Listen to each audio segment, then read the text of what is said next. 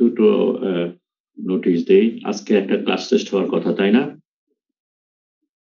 জি sir. ওকে, তাহলে দেড়টার সময় হওয়ার কথা ছিল। টিমসে কোয়েশ্চেন পরীক্ষা হবে, মাল্টিপল চয়েস কোয়েশ্চেন্স। একটা 28-এ কোয়েশ্চেন ওপেন হবে এবং এক্স্যাক্টলি একটা 41-এ বন্ধ হবে। ঠিক আছে? যেহেতু টিমসে হবে, সুতরাং এখান থেকে লেট করার কোনো ওয়ে নাই। সুতরাং 41-এর মধ্যে যদি না দিতে পারো তাহলে এটা অ্যাকসেপ্ট হবে না। সো টোটাল 10 মিনিট সময় পরীক্ষার জন্য, 30 থেকে 40। আগে 2 মিনিট ওপেন করা হয়েছে, ওপেনের জন্য দেওয়া হয়েছে, আর পরে 1 মিনিট দেওয়া হয়েছে জাস্ট বাটন প্রেস করার জন্য। Okay, so this is number 1।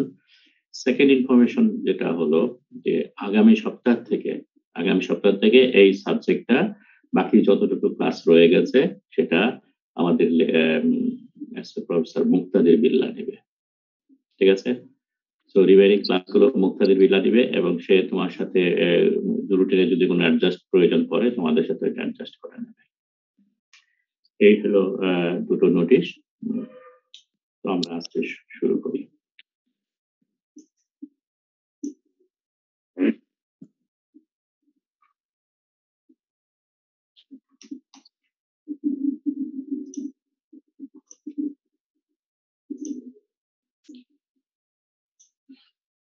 So আমরা মোটামুটি ফেজ ডায়াগ্রাম শেষ করেছি। আমাদের কোর্সের নাম ছিল phase diagram and transformations. So দুটো পার্টের মধ্যে ফেজ ডায়াগ্রাম শেষ হয়ে গেছে, এখন ট্রান্সফরমেশন শুরু হবে। ট্রান্সফরমেশন মানে হলো যে ফেজ ডায়াগ্রামটা মোটামুটি আমরা বলেছিলাম যে কন্ট্রোল করে হলো থার্মোডাইনামিক্স। যত প্রিন্সিপালস যেগুলো আছে ফেজ ডায়াগ্রামের সেগুলো সবই বিহাইন্ড দ্য রিজন কাজ করে, বিহাইন্ড দ্য সিন কাজ করে হলো এবং আমরা বলেছি যে থার্মোডাইনামিক্স এর মধ্যে time is not a variable. However ট্রান্সফরমেশনের সময় টাইম একটা ইম্পর্টেন্ট রোল প্লে করে। and all transformation process বেশিরভাগ ক্ষেত্রেই টাইম ফ্যাক্টর। আমরা টাইমকে জিরো ধরতে পারি, সো আমরা টাইমকে মানে ট্রান্সফরমেশনকে টাইমলেস করতে পারি, কিন্তু time however is a variable. ঠিক আছে? সো এই ডিউরিং ট্রান্সফরমেশনের সময় মোস্ট অফ দ্য কেসেস অ্যাটমের মুভমেন্ট হয় এবং এই অ্যাটমের মুভমেন্ট প্রসেসটাকে আমরা নরমালি ডিফিউশন বলে থাকি। সো ডিফিউশনের জন্য আমরা এখানে কয়েকটা লেকচার ব্যয় করব। আজকে আমরা ডিফিউশনকে ইন্ট্রোডিউস করবো এবং ডিফিউশনের একটা মেজর মেকানিজম যেটা আছে সেটা নিয়ে ডিসকাস করব। So firstly why diffusion, then diffusion phenomena. ডিফিউশনটা আসলে বেসিক্যালি কি হচ্ছে ঘটনা, কেন ডিফিউশন হয় সেটা দেখবো। And then division and classification, mechanism of solid state diffusion, and then interstitial diffusion. এই হলো আমাদের আজকের টপিক। ওকে, তো why diffusion? আমরা বলেছি যে phase transformation টা very important একটা factor in material science and engineering, because if you want to control the structure, if you want to manipulate the structure, transformation of phase is mandatory, necessary. আমরা একটা phase তৈরি করলাম, সেটাকে আমরা আবার modify করতে পারি, মডিফাই করার প্রয়োজন পড়ে। ঠিক আছে? এবং সেই সমস্ত ট্রান্সফরমেশনের বেলায় আমাদের জানা দরকার কিভাবে ট্রান্সফরমেশনটা হচ্ছে। কন্ট্রোল করতে চাই, ট্রান্সফরমেশন কিভাবে হয় সেটা আমাদের জানা দরকার, এবং আরেকটা জিনিস জানা দরকার যে ট্রান্সফরমেশনটা কমপ্লিট হতে কত সময় লাগবে। এবং এই যে ঘটনাগুলো ঘটছে, ট্রান্সফরমেশনটা ঘটছে, এই ট্রান্সফরমেশন প্রসেসটা রেটটাকে কন্ট্রোল করে প্রসেস। আমাদের সাউন্ড গুলো অফ করে দাও। Okay, so diffusion is the transport of matter within materials by atomic motion. So atom moves basically, move মানে atom jump করে from one kinetic viewpoint থেকে আমরা যদি আলাপ করি, physics নিশ্চয় করেছো, jump from one atomic site to another site in an orderly fashion to eliminate concentration gradient. Mostly বেশিরভাগ ক্ষেত্রে অ্যাটম গুলো মুভ করে from higher concentration to lower concentration. আমরা দেখবো সামটাইমস এটা হয় না, উল্টাটাও ঘটে। and to produce a homogeneous uniform composition, তার মানে কম্পোজিশনের মধ্যে যদি কোনো ভেরিয়েশন থাকে তাহলে পরে সাধারণত অ্যাটমের এই মাইগ্রেশনটা হয়, অ্যাটমের এই মুভমেন্টটা হয়, to produce a more uniform, more homogeneous structure. atom can also be forced to move to apply external forces, ঠিক আছে? আমরা এক্সটার্নাল ফোর্সের মাধ্যমে অ্যাটমকে ফোর্সও করতে পারি। যখন এই কনসেন্ট্রেশন গ্রেডিয়েন্ট থাকে না, তারপরেও আমরা মুভ করতে পারি। আমরা ডিফারেন্ট কনসেন্ট্রেশন মিডিয়া ইম্পোজ করতে পারি একটা ম্যাটেরিয়ালের মধ্যে। তার মানে ম্যাটেরিয়ালটা হয়তো হোমোজেনিয়াস আছে। ফর এক্সাম্পল একটা স্টিলের মধ্যে কার্বন পার্সেন্টেজ 0.2 থাকে। ওকে, ফাইন। সব জায়গায় 0.2 কার্বন আছে। So it is homogeneous. কিন্তু তারপরেও আমরা যখন কেস হার্ডেনিং করি, আমরা একটু পরে এক্সাম্পল দেখাবো।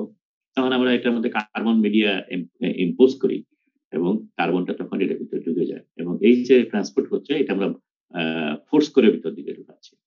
ভোল্টেজের মাধ্যমে এটা হতে পারে, etcetera. Atom even move about randomly in pure material. Pure material এর মধ্যেও atom মুভ করে। তার মানে এখানে কোনো সলিড নাই। কোনো একটা সলিউশনের মধ্যে একটা সলিড মুভ করছে বা একটা ইম্পিউরিটি মুভ করছে, সেই ধরনের একটা নিজের অ্যাটমই এক জায়গা থেকে আরেক জায়গায় যাচ্ছে উইদাউট এনি এক্সটার্নাল ইনফ্লুয়েন্স। এটা সাধারণত ঘটে থাকে। তো মাস ট্রান্সপোর্ট ইন গ্যাসেস, অ্যাটমের মুভমেন্টটা যদি গ্যাস এবং লিকুইডের কথা চিন্তা করি, ইউজুয়ালি ফাস্টার, বিকজ এখানে কনভেকশন আছে। মাস মুভমেন্ট করে, অ্যাটম মুভ না করে ইভেন মাসও মুভ করে। তো যার কারণে এই ডিফিউশন প্রসেস বা atomic movement in liquid media আর gases media is very fast. Solid বেলায় এই ধরনের ঘটনা ঘটে না। সলিড বেলায় convection doesn't occur, as a result diffusion is the only reliable way mass movement এর জন্য, ট্রান্সপোর্টের মেকানিজম, যার জন্য it is relatively slower। যেহেতু অ্যাটমগুলো মুভ করছে, এটা রিলেটিভলি এফিশিয়েন্ট প্যাকিং অফ অ্যাটমের মধ্যে দিয়ে। তো অ্যাপ্লিকেশন যদি কনসিডার করি, যত ধরনের ম্যাটেরিয়াল প্রসেসিং আছে প্রায় সব ক্ষেত্রে ডিভিশন প্রয়োজন পড়ে।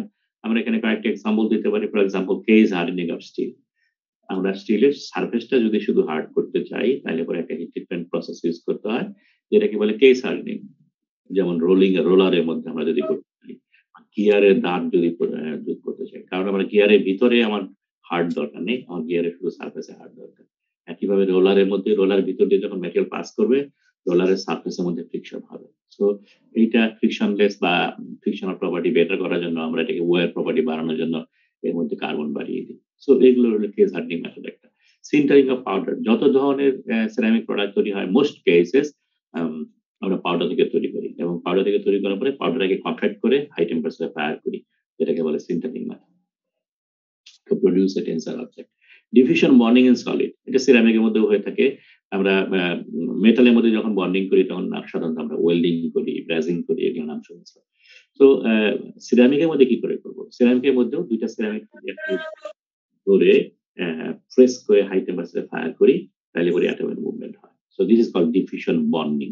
ডিফিউশনের মাধ্যমে অ্যাটম এক জায়গা থেকে একটা থেকে আরেকটায় চেয়ে নিয়ে একটা বন্ড তৈরি করে। অক্সিডেশন অফ মেটাল, মেটালের মধ্যে অক্সিজেন ঢুকছে, ঢুকে নিয়ে অক্সাইড তৈরি করছে, যেমন আয়রন রাস্ট করে। Solid state transformation, nucleation and growth, liquid থেকে সলিড হচ্ছে, সলিড একটা ফেজ থেকে আরেকটা ফেজ, আলফা থেকে বিটা হচ্ছে। আমরা ফেজ ডায়াগ্রাম, আয়রনের ফেজ ডায়াগ্রামের মধ্যে বলেছিলাম, আয়রন কার্বন ডায়াগ্রামের মধ্যে যে অস্ট্রেলিয়া থেকে আলফা ফর্ম করছে, সলিড স্টেট ট্রান্সফরমেশনের সময় diffusion mandatory. Doping of semi, তোমাদের সাউন্ড আপ করতে বলেছি। ডোপিং অফ সেমিকন্ডাক্টরস, ডোপিং কাকে বলে? ডোপিংটা হলো যখন আমরা খুব মাইনর কনসেন্ট্রেশনে আমরা সলিড বা বাইরের ইম্পিউরিটি অ্যাড করি। তো সেমিকন্ডাক্টর করতে গেলে পরে আমাদের ডোপিং করতে হয়, মানে অল্প অল্প করে, যেমন সিলিকার মধ্যে ফসফরাস ঢোকাতে হয়, মানে গ্যালিয়াম আর্সেনাইড বা এই ধরনের ব্যাপার স্যাপার যেগুলো আছে। সো একটু ডিটেল যদি দেখি, let's say case hardening of gear. মানে আমরা এই যে গিয়ার যেটা দেখিয়েছি, এই গিয়ারের দাঁতের এই সারফেসটার মধ্যে হার্ডনেস বাড়াতে হবে। এবং হার্ডনেস বাড়ানোর জন্য আমরা কি করি, গিয়ারটা একটা লো কার্বন একটা ম্যাটেরিয়াল, একটা গিয়ার বানানো হয়, মেশিনিং করে তৈরি করা হলো, এবং তারপরে এটাকে একটা কার্বনেশিয়াস ম্যাটেরিয়ালের ভিতরে, আইদার কোকের ভিতরে দিতে পারি অথবা গ্যাস, কার্বন মনোক্সাইড গ্যাসের ভিতরে এটা দিয়ে ফায়ার করি। ফায়ার করলে পরে, যেহেতু এই গিয়ারের আশেপাশে কার্বন অনেক বেশি থাকে, এয়ারের ভিতরে কার্বন কম আছে, সো এই অ্যাটমসফিয়ার থেকে কার্বন এর ভিতরে ঢুকতে থাকে।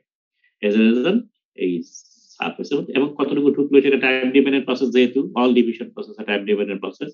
সো এখানে যেহেতু অনেক সময় উইথ টাইম কার্বন ভিতরে ঢুকতে হবে, ঢুকবে, এবং কত সময় কতটুকু ঢুকবে এটা ফর্মুলার মাধ্যমে ইজিলি বের করা যায়। তো আমরা কতটুকু থিকনেস পর্যন্ত কার্বন বাড়াতে চাই, সেই হিসাবে এই ম্যাটেরিয়ালটাকে হিট করি এট দ্য হাই টেম্পারেচার। তো অ্যাজ এ রেজাল্ট আমরা একটা সারফেস পাই যেখানে কার্বন বেশি আছে। এখন যদি এটাকে আমরা হিট দিয়ে পানিতে চুবিয়ে দিই তাহলে পরে surface will be very hard. So এটাকে বলে যে সার্ভিস জেনারেট গুলো এখানে দেখেই বোঝা যাচ্ছে। এটাকে বলে কেস। ঠিক আছে? So it is very hard, so hard to deform, very wear resistance and hard to crack. তো ডিফর্ম করতে অসুবিধা হচ্ছে। তো এই হইলো গিয়ার তৈরি করার একটা মেথড বলা হলো যেখানে ডিফিউশন করে কার্বন অ্যাটমসফিয়ার থেকে ম্যাটেরিয়াল ভিতরে ঢুকানো হচ্ছে। আমরা সিন্টারিং এর প্রসেস কথা বলেছিলাম যে এখানে ৪ টা পার্টিকেল আছে, পাউডার পার্টিকেল, এবং এটাকে যদি আমি একসাথে কম্প্যাক্ট করে হাই টেম্পারেচার হিট করি তখন এইখান থেকে ম্যাটেরিয়াল ওইটায় যাবে, ওখান থেকে ম্যাটেরিয়াল ওখানে যাবে। এইভাবে আল্টিমেটলি এখানে বন্ড ফর্ম করবে।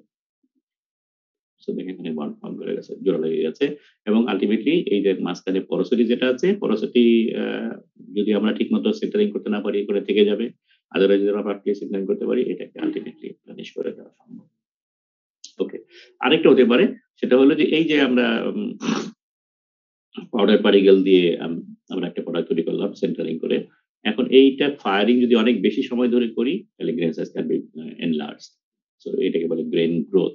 সো একটা পার্টিকুলার সময় পর্যন্ত কতটুকু গ্রেন সাইজ দরকার। আমরা জানি final grain size better mechanical property. So আমরা যদি তার চেয়ে বেশি ফায়ার করে ফেলি তাহলে পরে গ্রেন সাইজ বড় হয়ে যাবে।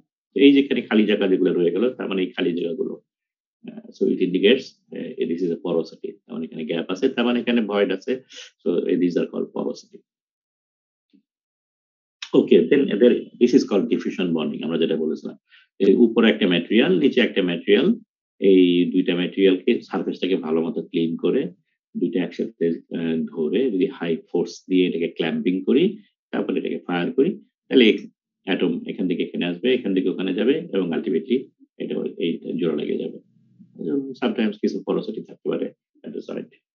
So this is called diffusion bonding. ঠিক আছে? So ডিফিউশন আমরা দেখলাম ডিফিউশন জিনিসটা কি, এবং বিভিন্ন জায়গায় এর অ্যাপ্লিকেশন আছে। এখন কথা হলো যে আসলে ডিফিউশনটা কেন হয়, কি প্রয়োজনে হয়। সো আমরা এখানে একটা এক্সাম্পল দিচ্ছি যে একটা সেম ম্যাটেরিয়াল, ঠিক আছে, two blocks of same AB solid solution, দুইটা solution, same solution of different composition. তার মানে এর মধ্যে বি রিচ সলিড সলিউশন, এটা হলো A rich solid solution, ১ number ২ number. তো এই দুইটা যদি আমি একসাথে জোড়া লাগাই, ঠিক আছে, জোড়া লাগায় যদি আমি টেম্পারেচার হাই টেম্পারেচারে এটাকে হিট করি তাহলে কি হবে, আর welded together and held at a temperature high enough for long range diffusion to occur. So atom এর mobility একটু ফাস্টার করার জন্য আমরা হাই টেম্পারেচার হিট করলাম। এখন কি হচ্ছে, তো আমি যদি ফ্রি এনার্জি রেসপেক্ট এটাকে চিন্তা করি তাহলে কি দাঁড়ালো যে ২ এর ফ্রি এনার্জি, ২ এর মানে হলো যেটার মধ্যে এ রিচ, তারপরে এটা ২ এর দিকে থাকবে, বি রিচ মানে এদিকে থাকবে।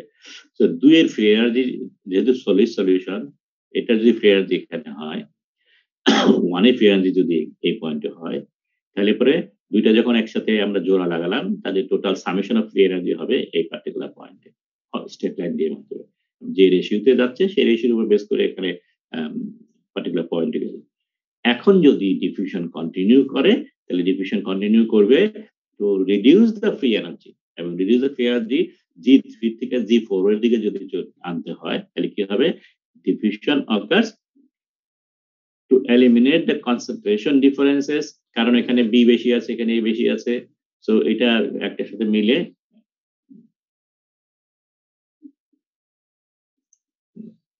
so eliminate the concentration gradient এবং free energy of the homogeneous একটা সিঙ্গেল অ্যালয় তৈরি করবে যেটার free energy G4 এ থাকবে। সো বেসিক্যালি এখানে এই যে কনসেন্ট্রেশনের ডিফারেন্সটা আমরা এলিমিনেট করলাম, এটার জন্য ড্রাইভিং ফোর্স যেটা ছিল ডিরেকশন অফ ফ্রি এনার্জি, আমরা এখানে ফ্রি এনার্জি কমিয়ে দিয়েছি। ইনিশিয়ালি G3 ছিল, পরে এটা G4 হলো। তো এই ধরনের সিনারিও যেটা হচ্ছে এটাকে বলে ডাউন হিল ডিফিউশন। তার মানে হলো কি, কনসেন্ট্রেশন হায়ার অ্যাটম মুভ করছে কোথায়, হায়ার কনসেন্ট্রেশন থেকে লোয়ার কনসেন্ট্রেশনের দিকে মুভ করছে। এখানে এ বেশি ছিল, এটা এ কম ছিল, সো এ এদিকে মুভ করছে।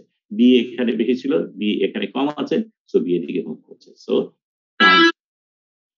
সেকেন্ড সবসময় ওকে এক্সাম্পল আমরা এটা দিতে পারি, লেটস সে মনে করো কপার এবং নিকেল দুইটা যদি আমরা একটা ডিফিউশন কাপল ধরি, ডিফিউশন কাপল মানে হলো দুইটা ডিফারেন্ট কম্পোজিশনের ম্যাটেরিয়াল একসাথে জোড়া দেওয়া, ডিফিউশন হতে পারে।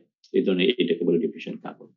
কনসেন্ট্রেশন প্রোফাইল গুলো যদি দেখি, কপার এখান থেকে এই পর্যন্ত 100% এবং এরপরে গেলে কপার 0, কারণ নিকেলের মধ্যে কোনো কপার নেই। সিমিলারলি নিকেল এখানে 100%, নিকেল এখানে 0। সো এটা ইনিশিয়াল জাস্ট আমরা যখন ধরেন ডিফিউশন কাপলটা তৈরি করলাম। এখন যদি আমরা ডিফিউশন অ্যালাউ করি, after certain period of time যেটা কি হবে, কপার এখান থেকে এদিকে কিছু চলে আসবে, নিকেল এখান থেকে এদিকে কিছু চলে আসবে। So concentration profile will change. আগে ছিল এখানে একটা ফ্ল্যাট লাইন ছিল, ভার্টিক্যালি ডিক্রিজ টু 0, এটার বেলাও তাই হয়েছে। এখানেও দুইটাই একটা চেঞ্জ শো করবে প্রোফাইলের মধ্যে। এদিকে নিকেলের কপারের মান বেড়ে যাবে, এদিকে নিকেলের মান বেড়ে যাবে। So this is the example of downhill diffusion. ঠিক আছে, এখন uphill diffusion can also occur. ঠিক আছে, আপহিল ডিফিউশন কাকে বলে? যে ম্যাটেরিয়াল মুভ করবে from lower concentration to higher concentration. এটা কেন হয়, এটা কিভাবে হয়? ফর এক্সাম্পল এখানে দেখি আমরা this is A B rich solution, এখানে এ রিচ সলিউশন, এর মধ্যে কিছু বি আছে, সেই বিটাও মুভ করে বিতে চলে যাচ্ছে। এটা এখানে কিছু আছে, সে এটা এখানে এতে ব্যাক করছে। এটা কখন হয়? যদি ফেজ ডায়াগ্রামের মধ্যে একটা মিসিবিলিটি গ্যাপের কথা আমরা দেখেছিলাম, এই ধরনের একটা মিসিবিলিটি গ্যাপ যদি থাকে, তাহলে পরে এই জায়গাটার মধ্যে একটা নেগেটিভ হাই এন্ডের মধ্যে একটা নেগেটিভ কার্ভেচার ফর্ম করে। ঠিক আছে, লো টেম্পারেচার নেগেটিভ কার্ভেচার ফর্ম করে, এবং এই নেগেটিভ কার্ভেচারের কারণে আমাদের এখানে যে 1 এর 2 এর ফ্রি এনার্জি ছিল এখানে G2, এবং 1 এর ফ্রি এনার্জি ছিল এখানে, এই দুইটা যখন একসাথে নেওয়া হলো তখন ফ্রি এনার্জি G3 ছিল। এখন সিঙ্গেল সলিউশনের জন্য এটা হলো free energy graph. So one single solution যদি ফর্ম করতে হয়, G3 থেকে এখানে যে উপর দিকে যেতে হবে, বিকজ এটা হবে তার free energy, final free energy. কিন্তু this is the higher free energy, সুতরাং এখান থেকে সিনারিও এখান থেকে এখানে হবে না, আমরা একটু কলমটা চেঞ্জ করি। সো এখান থেকে এখানে কোনো দিকে মুভ করবে না, because free energy will be higher. So এখান থেকে নিচের দিকে মুভ করবে, এবং নিচের দিকে যদি মুভ করে, তাহলে আমরা জানি যে ম্যাটেরিয়ালটা দুইটা আলাদা পার্টে ভাগ হয়ে যাবে, of this composition end of this composition. তার মানে এ কমপ্লিটলি এ রিচ এ হয়ে যাবে, এখানে কোনো এ থাকবেই না, বি কমপ্লিটলি এখান থেকে বিতে চলে যাবে, এখানে কোনো বি থাকবে না। ঠিক আছে, so after diffusion, since the free energy will decrease towards G4, if the alloy become a mixture, তখন আর সলিউশন থাকবে না দুইটাই, it will be mixture of pure component A and B would diffuse towards the region of high concentration, that is up the concentration gradient. যদিও এখানেও driving force যেটা সেটা হলো জি free energy কমিয়ে দেওয়া। এই ধরনের এক্সাম্পল অয়েল ওয়াটার মিক্সচার হতে পারে, অয়েল এবং ওয়াটার একসাথে নিয়ে তুমি যদি খুব ভালো করে ঝাঁকাও, মিক্স হয়ে যাবে, কিন্তু আলটিমেটলি আস্তে আস্তে আস্তে আস্তে দেখবে যে অয়েল এবং ওয়াটার টোটালি 100% সেপারেট হয়ে গেছে। ঠিক আছে, তো এই ধরনের সিনারি হতে পারে। এটা হলো আপহিল ডিভিশন হচ্ছে। আরেকটা এক্সাম্পল দিতে পারি, যেটাকে বলে ফেজ সেপারেশন। ঠিক আছে, মনে করি এটা একটা হলো বোরোসিলিকেট গ্লাস। ঠিক আছে, boron oxide, silicon dioxide glass, এবং এইখানে ফেজ সেপারেশন আমরা করি to produce glass ceramic. Glass ceramic মানে আমরা জানি গ্লাসের মধ্যে কোনো ক্রিস্টালাইজেশন হয় না, ইট ইজ অ্যামরফাস ম্যাটেরিয়াল। আমরা এখানে একটু প্রপার্টি ডেভেলপ করার জন্য, মেকানিক্যাল প্রপার্টি ডেভেলপ করার জন্য আমরা ক্রিস্টালাইজ করি সামটাইমস, সেটাকে বলতে হবে গ্লাস সিরামিক্স। ঠিক আছে, সো এখানে ফেজ সেপারেশন যেটা করা হলো সেটা হলো এই সোডিয়াম বোরেট আর silica, borosilicate, sodium oxide, boron oxide, silicon dioxide. So this are the three component মিলে বোরোসিলিকেট গ্লাস তৈরি হয়, এবং এটা হোমোজেনিয়াস একটা সাবস্টেন্স। এরপরে ফেজ সেপারেশন করে এখানে সোডিয়াম বোরেটের একটা ইউনিফর্ম ফেজ তৈরি হলো, তারপর সোডিয়াম অক্সাইড, বোরন অক্সাইডের, এবং এগুলো হলো সিলিকা ফেজ। ঠিক আছে, তারপরে এটার মধ্যে যে ইন্ডিয়াম অক্সাইড অ্যাড করা হয়, তাহলে পরে ইন্ডিয়াম অক্সাইড ক্রিস্টালাইজ হয় এটার মধ্যে। So this is the called glass ceramics, এবং this is also example of uphill diffusion, কারণ এখান থেকে একটা হোমোজেনিয়াস সাবস্টেন্স থেকে আমরা ক্লিয়ারলি দুইটা ডিফারেন্ট ম্যাটেরিয়াল তৈরি করতে পারছি, যেটার মধ্যে কোনো রকমের সিলিকার মধ্যে কোনো বোরন সিলিকা সোডিয়াম বোরেট নাই, সোডিয়াম বোরেটের মধ্যে কোনো সিলিকা নাই। So diffusion occurs due to homogenize the mixture or down the concentration is not always true. ঠিক আছে, যদি আমরা সবসময় বলি, চিন্তা করি ডিফিউশন সবসময় হায়ার থেকে লোয়ারে যায়। আমরা পানির কথা বলি, পানি সবসময় উপর থেকে নিচের দিকে যায়। It is not always true. ঠিক আছে? Diffusion up the concentration gradient is also possible. আমি একটা এক্সাম্পল দিয়ে দেখলাম। And this is also lower the Gibbs energy. যেহেতু ফ্রি এনার্জি কমায় দেয়, সুতরাং ইট ইজ পসিবল। এনার্জি যদি কমে, it must be possible thermodynamic সেন্সে। ঠিক আছে? সুতরাং এনার্জি এখন তাহলে জিনিসটা ইউনিফর্ম হলো না। দুইটা বেলায় এনার্জি কমছে, কিন্তু একটা আপ দ্য গ্রেডিয়েন্ট, একটা ডাউন দ্য গ্রেডিয়েন্ট। সো অন্যভাবে যদি চিন্তা করি, reduction of chemical potential K driving force হিসেবে চিন্তা করা যায় কিনা। ঠিক আছে? সো আমরা এখানে যদি গ্রাফের মাধ্যমে দেখি, this is the uphill diffusion কথা বলা হয়েছে। সো যেহেতু টেনজেন্ট ড্র করা হচ্ছে, সুতরাং chemical potential of 2 A and 2 B দুইটা এই লাইনে ফলো করবে এবং 1 জন্য এটা ফলো করবে। ঠিক আছে? সো 1 এর জন্য যদি আমি চিন্তা করি, এর জন্য যদি চিন্তা করি, তাহলে 2 এর কেমিক্যাল পটেনশিয়াল ইন এ, এর কেমিক্যাল পটেনশিয়াল ইন 2 এন্ড এর কেমিক্যাল পটেনশিয়াল ইন 1 দুটোর মধ্যে কম্পেয়ার করলে পরে mu1a is less than mu2a। যেহেতু mu1a লেস দ্যান mu2a, সুতরাং 2 থেকে 1 এর দিকে যায়। তাই তো? একটা মুভ ফ্রম 2 to 1। এবং বি এর কথা যদি চিন্তা করি, বি এর বেলায় mu1b is higher than mu2b, so 1 থেকে 2 তে গেছে বি। ঠিক আছে? এটা আমরা খেয়াল করেছি আগে। ডাউনহিল ডিফিউশনের বেলাও যদি এখানে দেখো, ডাউনহিল ডিফিউশন এই যে mu2a এখানে mu1a, সো 1 থেকে 2 তে গেছে। আর এখানেও মিউ আমরা দেখতেছি 2 এর মিউ বেশি, 1 এর মিউ কম। সুতরাং বির বেলায় শুধু মিউ 2 থেকে 1 এ গেছে। সো মিউর বেলায় যে জিনিসটা একটু consistent. In both cases, diffusion of atom occurs to decrease the chemical potential gauges. So decreasing chemical potential can be considered as a driving force. Okay. So in practice আমরা এই যে দুইটা uphill diffusion এবং downhill ডিফিউশনের কথা বললাম। Practically প্রথমটাই more common, far more common than second case. ঠিক আছে? Diffusion up the concentration gradient এই ধরনের সিনারিও খুবই কমই পাওয়া যায় প্র্যাকটিক্যালি। এন্ড যার জন্যই আমরা বলি যে ডিফিউশন সবসময় নিচের দিকে যায়। ঠিক আছে? However, it can be seen that this is only true under special circumstances. ঠিক আছে? এবং আমরা for this reason it is strictly speaking better to express the driving force for diffusion in terms of chemical potential. And diffusion ceases when chemical potential becomes equal. ঠিক আছে? সব জায়গায় যখন chemical potential সমান হয়, তখন আমরা বলি যে ওকে, ডিফিউশন বন্ধ হয়ে যাবে। So more convenient to relate diffusion to concentration gradient since number of case 1 above mainly encounter practice এবং concentration difference measure করা very easy। ঠিক আছে? যার কারণে আমরা ডিফিউশনকে কনসেন্ট্রেশন গ্রেডিয়েন্টের রেসপেক্টে করি better than rather than chemical potential রেসপেক্টে। কারণ কেমিক্যাল পটেনশিয়াল মেজার করা ডিফিকাল্ট, কিন্তু আমরা concentration gradient very easily measure করতে পারি। সো আমরা সেই জন্য ডিফিউশনকে সাধারণত কনসেন্ট্রেশন গ্রেডিয়েন্টের সাথে মোর রিলেট করার চেষ্টা করি। আমরা এটাই চিন্তা করব। আমরা ডাউনহিল ডিফিউশনকে কনসিডার করব এবং কনসেন্ট্রেশন গ্রেডিয়েন্টটা কনসিডার করব। ওকে, ক্লাসিফিকেশন অফ ডিফিউশন সাধারণত দুই ধরনের ডিফিউশনকে আমরা ইমাজিন করতে পারি। একটাকে বলে সেলফ ডিফিউশন, তার মানে পার্টিকুলার অ্যাটম, এই কপার অ্যাটম মুভ করছে, occurs in elemental solid or pure metal, movement of atom through their own lattice। ঠিক আছে? তো কপারটা নিজের ল্যাটিস দিয়ে মুভ করতেছে, নিকেলটা নিজের ল্যাটিসে মুভ করতেছে। সো একটা আরেকটাকে সাবস্টিটিউট করে। এখান কপার এখান থেকে কপার সরে যাবে, এটা এখানে যাবে, কপার ওদিকে যাবে। ঠিক আছে? আর এটার ভিতর থেকে কেমনে যাবে?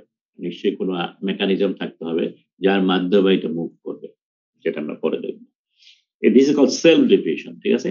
আরেকটা হলো inter diffusion or impurity diffusion. তার মানে আমরা যখন বাইরে থেকে কোনো ইমপিউরিটি দিই, তখন যে ইমপিউরিটি মুভ করে সেটাকে বলে inter diffusion or impurity diffusion. ঠিক আছে? সাধারণত এই ডিফিউশনটা এমন হতে পারে, সাবস্টিটিউশনালও হতে পারে। তার মানে একটা ডিফিউশন দিলাম যেটা এই কপার অ্যাটমকে সরিয়ে তার জায়গায় বসছে, সাবস্টিটিউট করেছে, তখন সেটা মুভ করবে। So this could be substitutional diffusion. অথবা ইন্টারস্টিশিয়ালে মুভ করতে পারে, অর্থাৎ ছোট্ট একটা অ্যাটম আছে যেটা সাবস্টিটিউট না করে ফাঁকে ঢুকেছে, ইন্টারস্টিসিসের মধ্যে ঢুকেছে, তখন সেই ইন্টারস্টিসিস থেকে এক ইন্টারস্টিসিস থেকে আরেক ইন্টারস্টিসিসে ঢুকবে। So that could be also interstitial diffusion. So inter diffusion আর ইমপিউরিটি ডিফিউশন সেটা এক ধরনের ক্লাস। আরেকটা হলো সেলফ ডিফিউশন, যেখানে ম্যাট্রিক্সের অ্যাটম গুলো যেভাবে মুভ করে। ওকে, Now let's talk about atomic mechanism. Because atomic mechanism of solid state diffusion. এখন আমরা কিভাবে ডিফিউশন হয় সেটা আমরা দেখার চেষ্টা করব in the atomic scale. Okay. So from atomic perspective, diffusion is just a stepwise migration of atoms. তার মানে একটা একটা করে স্টেপ পার হয়ে যায়। সো একবার জাম দিচ্ছে, পাশের সিটেতে গেল, তারপরে থেকে পাশের সিটে গেল, এভাবে সিলবতমিন করছে এই যে পাশের পয়েন্টে। So stepwise migration of atom, ঠিক আছে, from lattice side to lattice side, ঠিক আছে, and for that matter two condition must be made, ঠিক আছে। আমরা একটু আগেই দেখলাম, বললাম কপার ওদিকে গেল, নিকেল ওদিকে গেল, কোনো জায়গা নাই, আমরা অ্যাপারেন্ট ওখানে কোনো জায়গা দেখা যাচ্ছে না, কিন্তু ডিফিউশন হইতে গেলে পরে একটা জায়গা থাকতেই হবে, there must be an empty side, ঠিক আছে, একটা একটা ভ্যাকেন্ট সাইড থাকতেই হবে, সেখানে অ্যাটম মুভ করে যাবে, ঠিক আছে। একটা অ্যাটমের গায়ে যায় একটা অ্যাটম বসতে পারে না, তাই না? সুতরাং there must be an empty atom adjacent side or presence of vacancy. Empty side থাকা মানে এটা হলো ভ্যাকেন্সি, ডিফেক্টিভ যেটা বলি। To move from lattice to lattice side atom must have sufficient energy. এই যে জাম দিচ্ছে, জাম দিতে গেলে তাকে সাফিসিয়েন্ট এনার্জি দিতে হবে, ঠিক আছে, কারণ এখানে নানান ধরনের ব্যারিয়ারের সম্মুখীন হতে হবে। তো এই ব্যারিয়ার গুলো ওভারক্রস করতে হবে। কি কি ব্যারিয়ার আছে? তার নিজের বন্ড ভাঙতে হবে। সে একটা অ্যাটম, তার চারপাশে যে কয়টা নেইবার আছে, প্রত্যেকটা নেইবারের সাথে সে বন্ড করে আছে, সেই বন্ডটা ভেঙে তারপরে তাকে জাম করে অন্য জায়গায় চলে যেতে হবে। was necessary lattice distortion. তো এটা যখন যাবে, যাওয়ার সময় আশেপাশে এলাকার মধ্যে সে ডিস্টরশন করবে। সো ডিস্টরশন এনার্জি তাকে ওভারকাম করতে হবে এবং বন্ড ভাঙার এনার্জিকে ওভারকাম করতে হবে। এই এনার্জি দুটো যদি সে তার কাছে থাকে, তখনই কেবলমাত্র সে জাম্প করে পাশে একটা empty. So this energy comes from atomic vibration. Vibration energy যেটা 3 kT।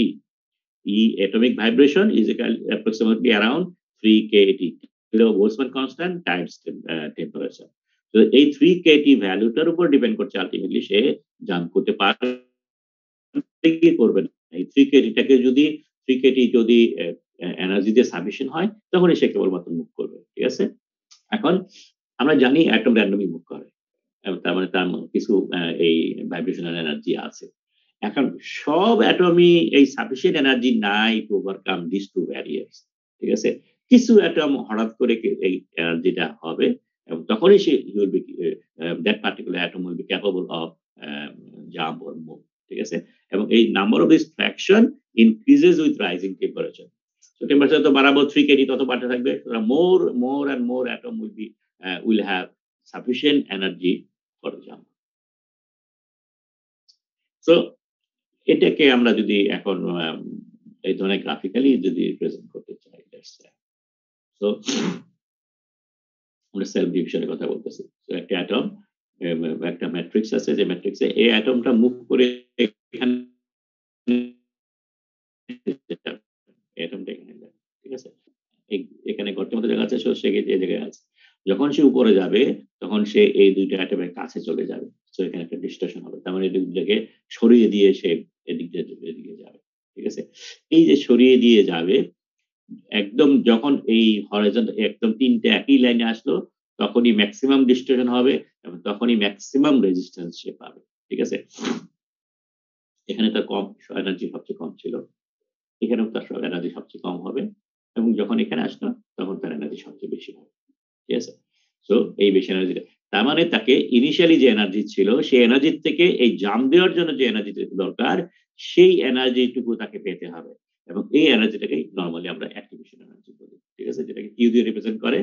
এই ছোট্ট ডি দেওয়া হয়েছে যাতে বোঝার জন্য যে this energy requirement for diffusion process, ঠিক আছে। এখন এই এনার্জি বা অ্যাক্টিভেশন এনার্জি এটা বললাম, it increases with the size of the diffusing atom. এই অ্যাটমটা এখন সেলফ ডিফিউশন যদি হয়, সেলফ ডিফিউশনের মধ্যে প্রতিটা অ্যাটমই অফ সেম সাইজ, সুতরাং এটা তখন ম্যাক্সিমাম রেজিস্ট্যান্স হবে। কিন্তু যদি মনে করি ইম্পিউরিটি ডিভিশন হয়, এই অ্যাটমটা খুবই ছোট, ছোট্ট একটা impurity, মনে করো হাইড্রোজেন আয়রনের মধ্যে কার্বন, কার্বন যদি ইন্টারস্টিসিস থাকে, একই কথা আমরা চিন্তা করি সেই এখানে ফর এক্সাম্পল, সেই কার্বনটা এই ছোট্ট একটা অ্যাটম, সে যখন এখান থেকে ডাইরেক্ট এখানে যাবে, তখন ডিস্টরশনটা কম হবে, কারণ এনার্জি ইম্পিউরিটি খুবই কম। সো এই ইম্পিউরিটি ডিভিশন যখন হয়, তাহলে তার দেখো অ্যাক্টিভেশন এনার্জি মাত্র এটুকু। আবার যখন সেলফ ডিভিশন যখন হয়, ভ্যাকেন্সির মাধ্যমে যেটা মুভ করে, একটা ভ্যাকেন্সি আছে, সেই ভ্যাকেন্সির ভিতরে যাচ্ছে, তখন তার এনার্জি অনেক বেশি লাগে। So QD depends on size of the atom, diffusing atom, and is typically larger for vacancy atom than interstitial division. higher the activation energy, so যত বেশি এনার্জি লাগবে ডিফিউশন প্রসেস তত বেশি ডিফিকাল্ট হবে, তাই না? কারণ তত বেশি এনার্জি তাকে পেতে হবে এবং এই এনার্জি পাওয়াটা তার জন্য ডিফিকাল্ট হতে পারে। So you have to give more energy by raising the temperature. So activation energy আর ইউজুয়ালি লোয়ার, তার মানে ডিফিউশন প্রসেস ফাস্টার কোন কোন ক্ষেত্রে? Atom diffusing through open crystal structure, তার মানে মনে করো এফসিসি স্ট্রাকচার আর বিসিসি স্ট্রাকচার, ঠিক আছে? Q for C diffusing in BCC iron, BCC আয়রনের জন্য 87 লাগে আর এফসিসি স্ট্রাকচারের জন্য 137,000 লাগে। কারণ আমরা জানি এফসিসি মোর কম্প্যাক্ট, প্যাকিং ডেনসিটি এফসিসি বেশি, সো অ্যাটমের ফাঁকগুলো কম, এর ভিতরে যেতে অনেক বেশি সময় লাগে, বেশি এনার্জি লাগে। Atom diffusing through material with a low melting temperature. Low melting temperature material দিয়ে atom diffusion করা ইজি হবে কেন? কারণ বন্ড ভাঙতে এনার্জি কম লাগে, উইকার বন্ড, ঠিক আছে? Small substation atom compared with large atom, আগে আমরা দেখালাম। স্মল অ্যাটম গেলে ডিফিউশন ডিস্টরশন কম হবে, সো কম এনার্জি লাগবে। তো এখানে কিছু এক্সাম্পল এখানে দেখানো হচ্ছে। Activation energy self diffusion, self diffusion প্রসেসের জন্য লেডের কম, অ্যালুমিনিয়াম বেশি, etcetera etcetera. Melting point of the material যত বাড়তে থাকবে বন্ড এনার্জি তত বেশি, অ্যাক্টিভেশন এনার্জি তত বেশি। ওকে, সো মেকানিজমের কথা যদি চিন্তা করি এখন, তাহলে পরে সো আমরা দেখলাম ডিফিউশন প্রসেস কন্ডাক্ট করতে গেলে দুইটা জিনিস লাগবে। একটা হলো একটা খালি জায়গা লাগবে এবং দুই নম্বর হলো এনার্জি লাগবে, ঠিক আছে? এখন ডিফিউশন যদি হয় তাহলে দুইটা মেকানিজম আনতে হয়, একটা হলো থ্রু ভ্যাকেন্সি মেকানিজম এবং থ্রু ইন্টারস্টিশিয়াল মেকানিজম, একটু আগে আমরা যেটা বললাম, ঠিক আছে? সো ভ্যাকেন্সি মেকানিজম মানে একটা ভ্যাকেন্সি থাকবে, অ্যাটমটা তার নিজের পজিশন থেকে ভ্যাকেন্সিতে যাবে এবং ভ্যাকেন্সি তার পজিশন থেকে ওই অ্যাটমের পজিশনে যাবে, সোয়াপ করবে, ঠিক আছে? ভ্যাকেন্সি অ্যাটম যেদিকে যাবে ভ্যাকেন্সি তার উল্টো দিকে যাবে, ঠিক আছে? So movement of atom from a normal lattice position to adjacent lattice vacant lattice position, so এইভাবে এটা মুভ করছে, this is called vacancy diffusion, ঠিক আছে? Presence of vacancy is needed, না হলে পরে এটা হইতেই পারে না। If a neighbouring atom site is vacant then thermal অসিলেশনের মাধ্যমে atom can change side to certain probability, ঠিক আছে? সবগুলো জাম্পই ওখানে হবে না, কিছু জাম্প আছে এনার্জি বেশি থাকতে পারে, সেই জাম্পের মধ্যে এটা ভ্যাকেন্সি সাইড চলে যায়। Extent of vacancy division is proportional to the number of defects are present, so তোমার সাইটের মধ্যে ম্যাট্রিক্সের মধ্যে ল্যাটিসের মধ্যে যত বেশি ভ্যাকেন্সি থাকবে ডিভিশন তত বেশি হবে। সো একদম স্ট্রেটলি ভ্যাকেন্সির সাথে associated. Overall direction of material flow is opposite direction vacancy, একটু আগে বললাম। More effective at high temperature, কারণ আমি একটু আগেই বলেছি যে এখানে সবচেয়ে বেশি এনার্জি লাগে, যেহেতু সবচেয়ে বেশি এনার্জি লাগে সুতরাং এটা হাই টেম্পারেচারে বেশি অপারেটিভ হয়। Both self division inter division কেন? সো সেলফ ডিভিশন হতে পারে, ইন্টার ডিভিশন হতে পারে। সেলফ ডিভিশন কোনটা? ম্যাট্রিক্স ম্যাটেরিয়ালের মধ্যে অ্যাটম যেটা মুভ করে। ইন্টার ডিভিশন কোনটা? যখন আমরা ইম্পিউরিটি অ্যাড করি সেটা, ঠিক আছে? তো দুইটাই এই ভ্যাকেন্সি মেথডের মধ্যে ভ্যাকেন্সি ডিফিউশন মেকানিজমের মাধ্যমে মুভ করতে পারে। ইন্টারস্টিশিয়াল ডিফিউশনের কথা আমরা কি বলেছিলাম? যে যদি ইন্টারস্টিসিসে থাকে তাহলে এখানে কোনো ভ্যাকেন্সির দরকার পড়ে না, কারণ একটা ইন্টারস্টিসিস থেকে আরেকটা ইন্টারস্টিসিস যাবে, দুনিয়াতে হাজার হাজার ইন্টারস্টিসিস আছে, তাই না? একটা ম্যাট্রিক্সের মধ্যে একটা ল্যাটিসের মধ্যে ভ্যাকেন্ট সাইড কম থাকতে পারে, কিন্তু প্রচুর ইন্টারস্টিশিয়াল পজিশন আছে। ইনফ্যাক্ট একটা অ্যাটমের পাশে ৬টা জায়গায় আছে, ৪ ডিরেকশনে ৪টা আছে এবং উপরে নিচে আরো ২টা আছে, ৬টা ভ্যাকেন্ট সাইট আর ইন্টারস্টিশিয়াল পজিশন আছে। সুতরাং অ্যাটমের মুভমেন্টটা would be definitely be faster. So atom migrates from interstitial position to enable empty interstitial positions. Interdivision of small element অবশ্যই হইতে হবে, কারণ সে ইন্টারস্টিসিসে যাচ্ছে, ঠিক আছে? আমরা মানে সেল ডিভিশনের কথা চিন্তা করছি না। Interdivision of carbon, hydrogen, nitrogen, oxygen occur by this method due to smaller atomic size. Smaller solid occupy one of the interstitial site between the solvent atom and has a little bit weaker bond. সাধারণত এর সাথে bond এটা very weaker হয় with the neighboring atom. Post আর substance impurity rarely post, এটা কখনোই হয় না। পোস্ট কখনো ইন্টারস্টিসের ভিতরে ঢুকতে পারে না, মাঝে মাঝে ঢুকে, কোনো সন্দেহ নেই, কিন্তু হিউজ অ্যামাউন্ট অফ এনার্জি লাগবে। যদি আমি এটাকে যদি ইন্টারস্টিসে পাঠিয়ে দিই এবং সেই ইন্টারস্টিস টু ইন্টারস্টিস মুভ করা শুরু করে, it will require huge amount of energy, ঠিক আছে? So it is rarely ochre, almost zero ধরা যেতে পারে। So usually the concentration of interstitial atom is so low that মানে আমরা যখন ইম্পিউরিটি এড করি, ইম্পিউরিটি পরিমাণ কত পার্সেন্ট? আয়রনের মধ্যে কার্বন, স্টিলের মধ্যে কার্বন কত পার্সেন্ট আছে? 0.2% কার্বন। সুতরাং আমি যদি আয়রনের অ্যাটমের নাম্বারের সাথে কার্বন অ্যাটমের নাম্বার তুলনা করি, ইনসিগনিফিক্যান্ট। ঠিক আছে? সুতরাং ইট ইজ আমরা it is highly likely that একটা ইম্পিউরিটি অ্যাটম যেটা আছে তার আশেপাশে আর একটা ইম্পিউরিটি খুঁজে পাওয়া যাবে না। ঠিক আছে? সুতরাং প্রচুর ভ্যাকেন্ট পজিশন আছে তার আশেপাশে, যার কারণে সে ভেরি ইজিলি মুভ করতে পারে। ঠিক আছে? Thus, interstitial division occurs much more rapidly than vacancy division due to more mobile small atom at the same time, more vacant spaces. Okay. So, আমরা মেকানিজম সম্বন্ধে দুটো জানলাম। এখন আমরা কেবলমাত্র আজকের ক্লাসটার মধ্যে interstitial division নিয়ে সময় ব্যয় করব। So, firstly হলো diffusion flux. Diffusion কতগুলো ডিভিশন হচ্ছে? So, diffusion is a time dependent process, আমরা একটু আগে বলেছি। So, macroscopic sensor যদি ধরি, quantity of element transported পাবো একটা পজিশন to আরেকটা position, it depends on time, function of time. So often it is necessary to know how fast diffusion occur অথবা কতগুলো অ্যাটম গেছে, rate of mass transfer, সেটাও মাঝে মাঝে জানার প্রয়োজন পড়ে। ঠিক আছে? এবং এই যে অ্যাটম গুলো মুভ করছে, মাস ট্রান্সফার যেটা হচ্ছে, সামটাইমস এটাকে ডিফিউশন ফ্লাক্স বলে রিপ্রেজেন্ট করা হয়, যে দিয়ে রিপ্রেজেন্ট করা হয়। মানে কতগুলো জিনিস গেল, জিনিস বললাম এখানে, আমি অ্যাটমের কথা বলি নাই, বিকজ এই জিনিস অনেকগুলো হতে পারে। জিনিস কুড বি অ্যাটম হতে পারে, হোস্ট অ্যাটম হতে পারে, ইম্পিউরিটি অ্যাটম হতে পারে, ইভেন ভ্যাকেন্সিও মুভ করে, আমরা একটু আগে বললাম। সো ভ্যাকেন্সি ডিফিউশন এটা আমরা কনসিডার করতে পারি। ঠিক আছে? সো অ্যাটম ডিফিউজ করছে, ভ্যাকেন্সিও ডিফিউজ করছে। সো আমরা ডিফিউশনের জন্য স্পেসিস যেটা চিন্তা করছি, সেই স্পেসিসটা অনেক কিছু হতে পারে, ভ্যাকেন্সি হতে পারে, হোস্ট অ্যাটম হতে পারে, ইম্পিউরিটি অ্যাটম হতে পারে। সো কতটুকু মুভ করলো সেটাকে আমরা ফ্লাক্স হিসেবে চিন্তা করব, এবং এটাকে আমরা মাস হিসেবে চিন্তা করতে পারি, নাম্বার হিসেবে চিন্তা করতে পারি, যেভাবে বলি না কেন। সো এটাকে আমরা নরমালি যে ফর্মুলা দিয়ে রিপ্রেজেন্ট করি বা ইউনিট দিয়ে রিপ্রেজেন্ট করি, সেটা হলো mass per unit time per unit area. ঠিক আছে?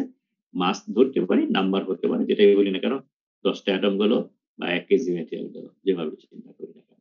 So mass per unit time per unit area, অথবা number of atom per unit time per unit area, এইভাবে আমরা সাধারণত division kg per metre square per second, atom per metre square per second. So that is how we quantify diffusion flux, or কতটুকু move করছে।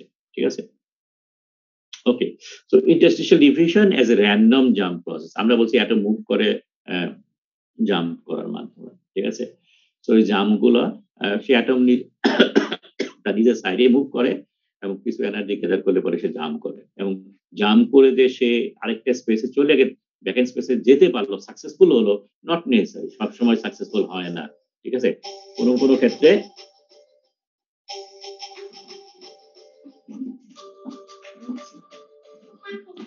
কোনো ক্ষেত্রে সেটা successful নাও হতে পারে, যদি এনার্জি কম থাকে। ঠিক আছে?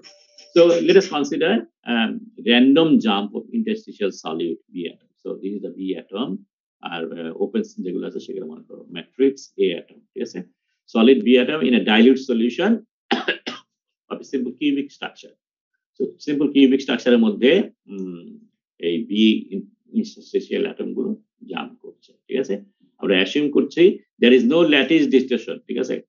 ক্যালকুলেশনের সুবিধার্থে আমরা ধরে নিচ্ছি ল্যাটিসে কোনো ডিস্টরশন হচ্ছে না, and there are always 6 vacuum side around the diffusion atom. আমরা একটু আগে বলেছি এটা, ফর এক্সাম্পল এটা এখানে আছে, এখানে আছে, ওখানে আছে, ওখানে আছে, এবং পিছনে আছে, সামনে আছে। ঠিক আছে? সো এই 6টা পজিশন अवेलेबल, তার মানে সে 6 ডিরেকশনে জাম্প করতে পারে। So probability for one direction is equal to 1/6, তাই তো? So the problem is to determine how this diffusion is related to the random jump characteristics of the interstitial atom. ঠিক আছে? আমরা দুটো adjacent plane এর মধ্যে আমরা এই ডিভিশনের কথা চিন্তা করব। তো আমরা ধরবো যে প্লেন 1 থেকে প্লেন 2 এর দিকে কয়টা গেল, প্লেন 2 থেকে প্লেন 1 এর দিকে কয়টা গেল, এবং তারপরে আমরা নেট ফ্লাক্স ক্যালকুলেট করার জন্য একটা থেকে আরেকটা মাইনাস করব। ঠিক আছে? ওকে। সো assumption করতেছি on average an interstitial atom jumps gamma b, এটা হলো বড় হাতের গামা। ঠিক আছে?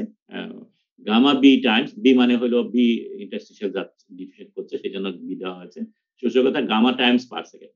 প্রতি সেকেন্ডে একটা ইন্টারস্টেশন জাম দিচ্ছে গামা টাইমস, ঠিক আছে? And that is jump is in a random direction, ওই 6 ডিরেকশনের মধ্যে যে কোনো এক ডিরেকশনে করতে পারে, প্রবাবিলিটি একটা পার্টিকুলার 1/6, সেটা আমরা চিন্তা করলাম। তো এখন যখন আলটিমেটলি 1 থেকে 2 তে যাচ্ছে, 2 থেকে 1 যাচ্ছে, আলটিমেটলি একটা পর্যায়ে যায় নিয়ে ডিফিউশন সমান হয়ে যায়, তাই তো? এবং তখন আর ধান করবে না, তখন আমরা বলি স্টেডি স্টেট অ্যাচিভ করেছে, ঠিক আছে? তো একটা কনস্ট্যান্ট রেটে ডিফিউশন হচ্ছে। So তখন our division rate doesn't change with time.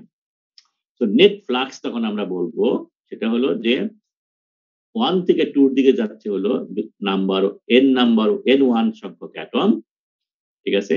এবং এত সময় ধরে জাম করছে প্রতি সেকেন্ডে, এবং তার প্রবাবিলিটি হলো 1/6 ডান দিকে। শুধু ডান দিকে যাওয়ার প্রবাবিলিটি 1/6, জাম করতেছে গামা টাইমস এবং n1 সংখ্যক অ্যাটম। সো এই হলো টোটাল অ্যাটম যেটা ডান দিকে যাচ্ছে। আর এটা দিচ্ছে হলো B2 থেকে 1 এর দিকে বাঁ দিকে যাচ্ছে। সেম সেম মেকানিজমে সেম ফর্মুলায় আমরা এটাকে রিপ্রেজেন্ট করছি। সো এই দুটো ডিফারেন্সটাই হবে হলো নেট ফ্লাক্স যেটা 1 থেকে 2 এর দিকে যাচ্ছে। ঠিক আছে? সো JB হলো flux of B atom, gamma হলো এভারেজ জাম্প রেট, n1 হলো number of atom per unit area in one plane, এবং এটা n2 হলো for two plane.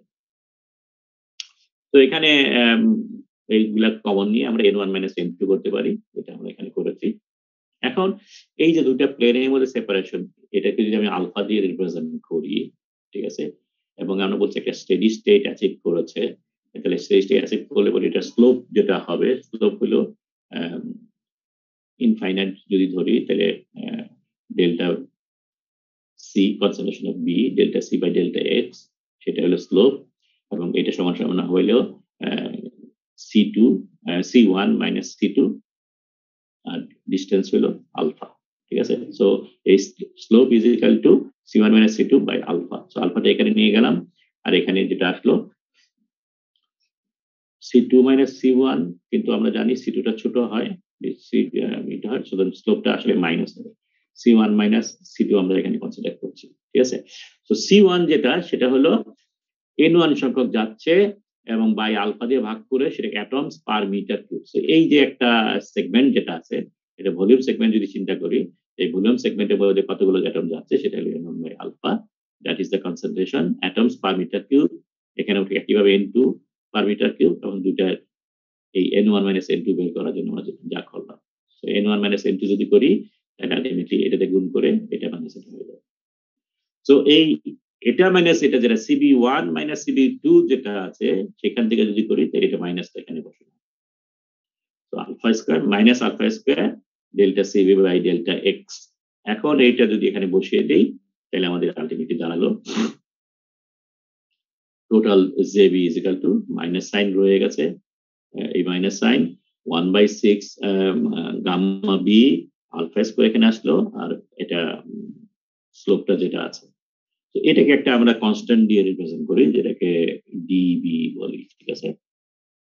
So total flux যেটা যাচ্ছে সেটা হলো atom per metre square per second, that's the unit. তো এখন এই যে কনস্ট্যান্ট যে আমাদের এই ফাইনালি যে রিলেশনটা পেলাম, নাম্বার অফ ফ্লাক্স যেটা মুভ করছে, সেটা is equal to minus of a constant multiplied by the slope. তো এটা হলো আমাদের ফিক্সড ফার্স্ট ল বলে, ফিক্সড বলে সায়েন্টিস্ট আবিষ্কার করেছে, ঠিক আছে?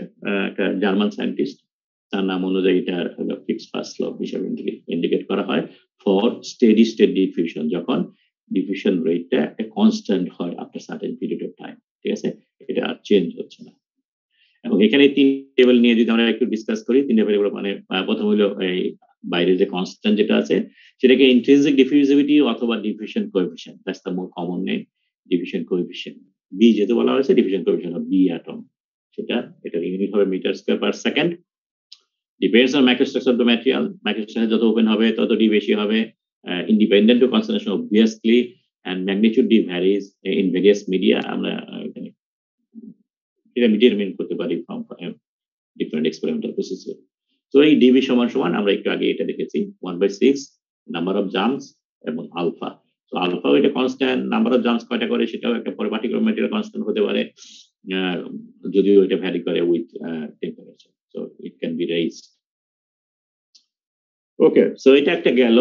সেকেন্ড যেটা আছে concentration gradient with distance, and that's the driving force. আমরা বলেছিলাম যে কনসেন্ট্রেশন হায়ার কনসেন্ট্রেশন থেকে লোয়ার কনসেন্ট্রেশন দিকে যাচ্ছে, হায়ার কনসেন্ট্রেশন থেকে লোয়ার কনসেন্ট্রেশন দিকে যাচ্ছে, এবং ultimately to homogenize the structure. ঠিক আছে, so that is the driving force.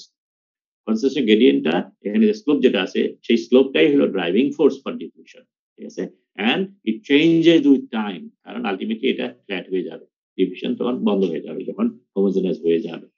R minus sine এখানে একটা আছে, মাইনাস সাইন ডিনোট করতেছে হায়ার মিডিয়ার থেকে হায়ার কনসেন্ট্রেশন থেকে লোয়ার কনসেন্ট্রেশনের দিকে ম্যাটেরিয়াল ফ্লো করছে, সো ডাউন হিল যাচ্ছে ম্যাটেরিয়াল, সেটা ইন্ডিকেট করে। ওকে, সো এন্ড দ্য কনস্ট্যান্ট যেটা বলা হচ্ছে ডিভিশন কোএফিশিয়েন্ট যেটা বলা, এটা আমরা সিম্পল কিউবিক ম্যাটেরিয়ালের কথা বলেছিলাম, প্রথমেই অ্যাজাম্পশন করেছিলাম সিম্পল কিউবিক ম্যাটেরিয়ালের মধ্যে ইন্টারস্টিশিয়াল ডিভিশন হচ্ছে, কিন্তু এটা সাবস্টিটিউশনাল ডিভিশনের বেলা মানে ডিভিশনের বেলা এটা একইভাবে প্রযোজ্য। ঠিক আছে, বা ভ্যাকেন্সি ডিভিশন যেটা হয় তার মধ্যেও একইভাবে এটা প্রযোজ্য হয়। ঠিক আছে, এবং when jumping the atoms truly random, আমরা বলছি যে 6 ডিরেকশনে যে কোনো ডিরেকশনে এটা ডিভিশন মুভ করতে পারে। ঠিক আছে, এবং যার কারণে division is constant in directions এবং ইন্ডিপেন্ডেন্ট টু কনসেন্ট্রেশন। হাউএভার যদি নন কিউবিক ক্রিস্টাল হয় তাইলে পরে ডিভিশনটা ভ্যারি করে উইথ ডিরেকশন। যেমন হেক্সাগোনালের মধ্যে বেস দিয়ে একভাবে ডিভিশন মুভ একদিকে মুভ একভাবে মুভ করে, ও ভার্টিক্যালি আরেকভাবে মুভ করে, কারণ ভার্টিক্যালি প্যাকিং ডেন্সিটি একরকম, বেইজে প্যাকিং ডেন্সিটি সবচেয়ে বেশি। যার কারণে বেইজে এক ধরনের ডিভিশন রেট হয়, ভার্টিক্যালি আরেক ধরনের ডিভিশন। সো নন কিউবিক ক্রিস্টালের মধ্যে এই ধরনের ঘটনা ঘটে। আরেকটা রিয়েল অ্যালয় যেটা আছে যেখানে atom jumps does not ochre completely randomly. ঠিক আছে, তো রিয়েল ম্যাটেরিয়ালের মধ্যে ডিফিউশন জাম্পিং 6 ডিরেকশনে একই রকম ভাবে হয় না, যার কারণে ডিফিউশন কনসেন্ট্রেশন ডিপেন্ডেন্ট হয়। ঠিক আছে, যেমন এখানে গামা গামা আয়রনের বেলায় ডিফিউশন কোএফিশিয়েন্ট দেখো 2.5 into 10^11, আর যখন এটা কার্বন যদি 1.4 হয় তাহলে ডিফিউশন অনেক বেশি হয়ে গেছে। সো কনসেন্ট্রেশন ম্যাটেরিয়ালের মধ্যে কনসেন্ট্রেশন যদি ভ্যারি করে তাহলে ডিফিউশনও ভ্যারি করে। Okay, then the effect of temperature on diffusivity. আমরা আগেই বলেছি ডিফিউশন greatly increase করে if the we to raise the temperature. So এই রিলেশনটা বেসিক্যালি কি, টেম্পারেচারের সাথে এই ভেরিয়েশনটা কেমন, how does D varies with temperature, how number of jumps varies with temperature, সেটা আমরা কিভাবে মেজার করতে পারি। So diffusion coefficient is closely related to the frequency of jumping gamma. It is of interest how to know how the factors controlling gamma. Gamma কে যারা control করছে ultimately তারা ডিফিউশনকেও control করবে, তাই তো, যেহেতু জাম্পের সাথে ডিফিউশনের রিলেটেড। তো এখানে দ্য রেস্ট পজিশন যেটা আছে, এখানে রেস্ট পজিশন প্রাণ এনার্জি সবচেয়ে কম। ঠিক আছে, সুতরাং যখন সে মুভ করা শুরু করে তখন atom parent lattice must be forced to the higher energy state. তো হায়ার এনার্জি স্টেটে যাচ্ছে এবং হায়ার এনার্জি স্টেট রিকোয়ারমেন্ট হয় এই জাম্পিং করার জন্য। তো এখন এই হায়ার এনার্জিটা কারা পাচ্ছে, কয়টা অ্যাটম পাচ্ছে। ঠিক আছে, the work must be done to accomplish this process causes an increase in flares। আমরা দেখলাম যখন এই জাম্পিংটা হচ্ছে তখন এনার্জি ইনক্রিজ করে। ঠিক আছে, এবং সেই এনার্জি ইনক্রিজটা হলো ডেল্টা জিএম, যেটাকে আমরা বলেছিলাম অ্যাক্টিভেশন এনার্জি। ঠিক আছে, তো activation energy is required for this jump. এখন in a system of thermal equilibrium the atoms are constantly colliding with each other। ঠিক আছে, on average the fraction of atoms with energy G or more than the average energy given by exponential of this one। তার মানে যে যতগুলো atom আছে তার মধ্যে কিছু অ্যাটম আছে যে এই এনার্জিটা অ্যাচিভ করতে পারে, এবং সেই অ্যামাউন্টটা বের করা যায় which is equal to exponential of minus delta Z by RT। ঠিক আছে, সো দ্যাট অ্যামাউন্ট এই এনার্জিটা গেদার করে। তার মানে যতটুকু এনার্জি লাগে ডেল্টা জিএম সেইটা colliding with another changing on average the fraction of atom with energy delta Z or more। কোন একটা পার্টিকুলার এনার্জি গেদার করতে যদি চায় তাহলে পরে সেটা কয়টা অ্যাটম করতে পারে, ফ্র্যাকশন অফ অ্যাটম কয়টা করতে পারে, সেটা exponential of delta G by RT দিয়ে করে। এখন আমরা বলতেছি যে এই একটা সাকসেসফুল জাম্প যদি করতে হয় তাহলে তার এনার্জি লাগবে ডেল্টা জি এম। ওখানে ডেল্টা জি একটা জেনারেল কথা বলা হয়েছিল, এইখানে আমার বলছি যে একটা fixed amount delta G M পরিমাণ এনার্জি লাগবে যখন একটা ম্যাটেরিয়াল নিউ ফ্রিকোয়েন্সিতে মুভ করছে, এবং তখন এই তার মানে নিউ অ্যাটেম্পটস পার সেকেন্ড সে করতেছে। ফ্রিকোয়েন্সি মানে তো নাম্বার পার সেকেন্ড। সুতরাং যদি সে নিউ ভাইব্রেশনাল ফ্রিকোয়েন্সি থাকে তার মানে প্রতি সেকেন্ডে নিউ সংখ্যক জাম্প দিচ্ছে, এবং ওই জাম্পের মধ্যে যতগুলা সাকসেসফুল হবে সেইটার সমান হলো exponential of delta G M by R. এটা হলো জেনারেলি একটা কতগুলো অ্যাটম এই একটা পার্টিকুলার এনার্জি গেদার করতে পারে, এনি ডেল্টা জি এনার্জি গেদার করতে পারে, সেটা আমার সময় এটা। আর এখানে আমার লাগবে হলো ডেল্টা জি এম পরিমাণ energy, so it is exponential of minus delta G M by R T.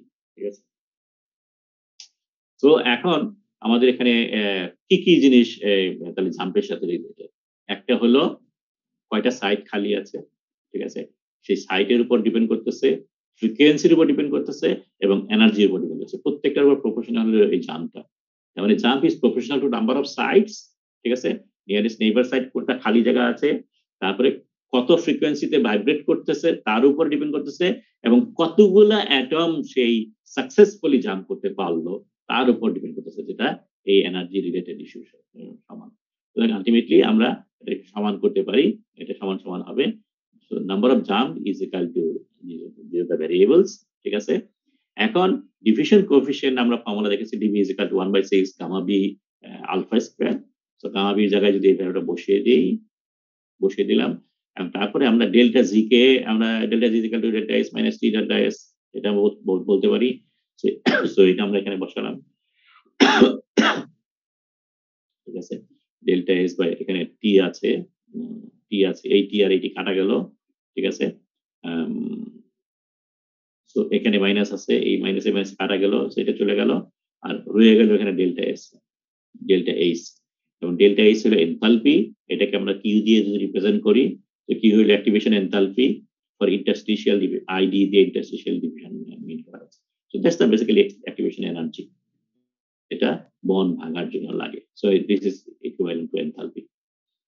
So ultimately তাহলে ডিভি সমান সমান হলো, এখানে প্রত্যেকটা জিনিসই কনস্ট্যান্ট, ঠিক আছে।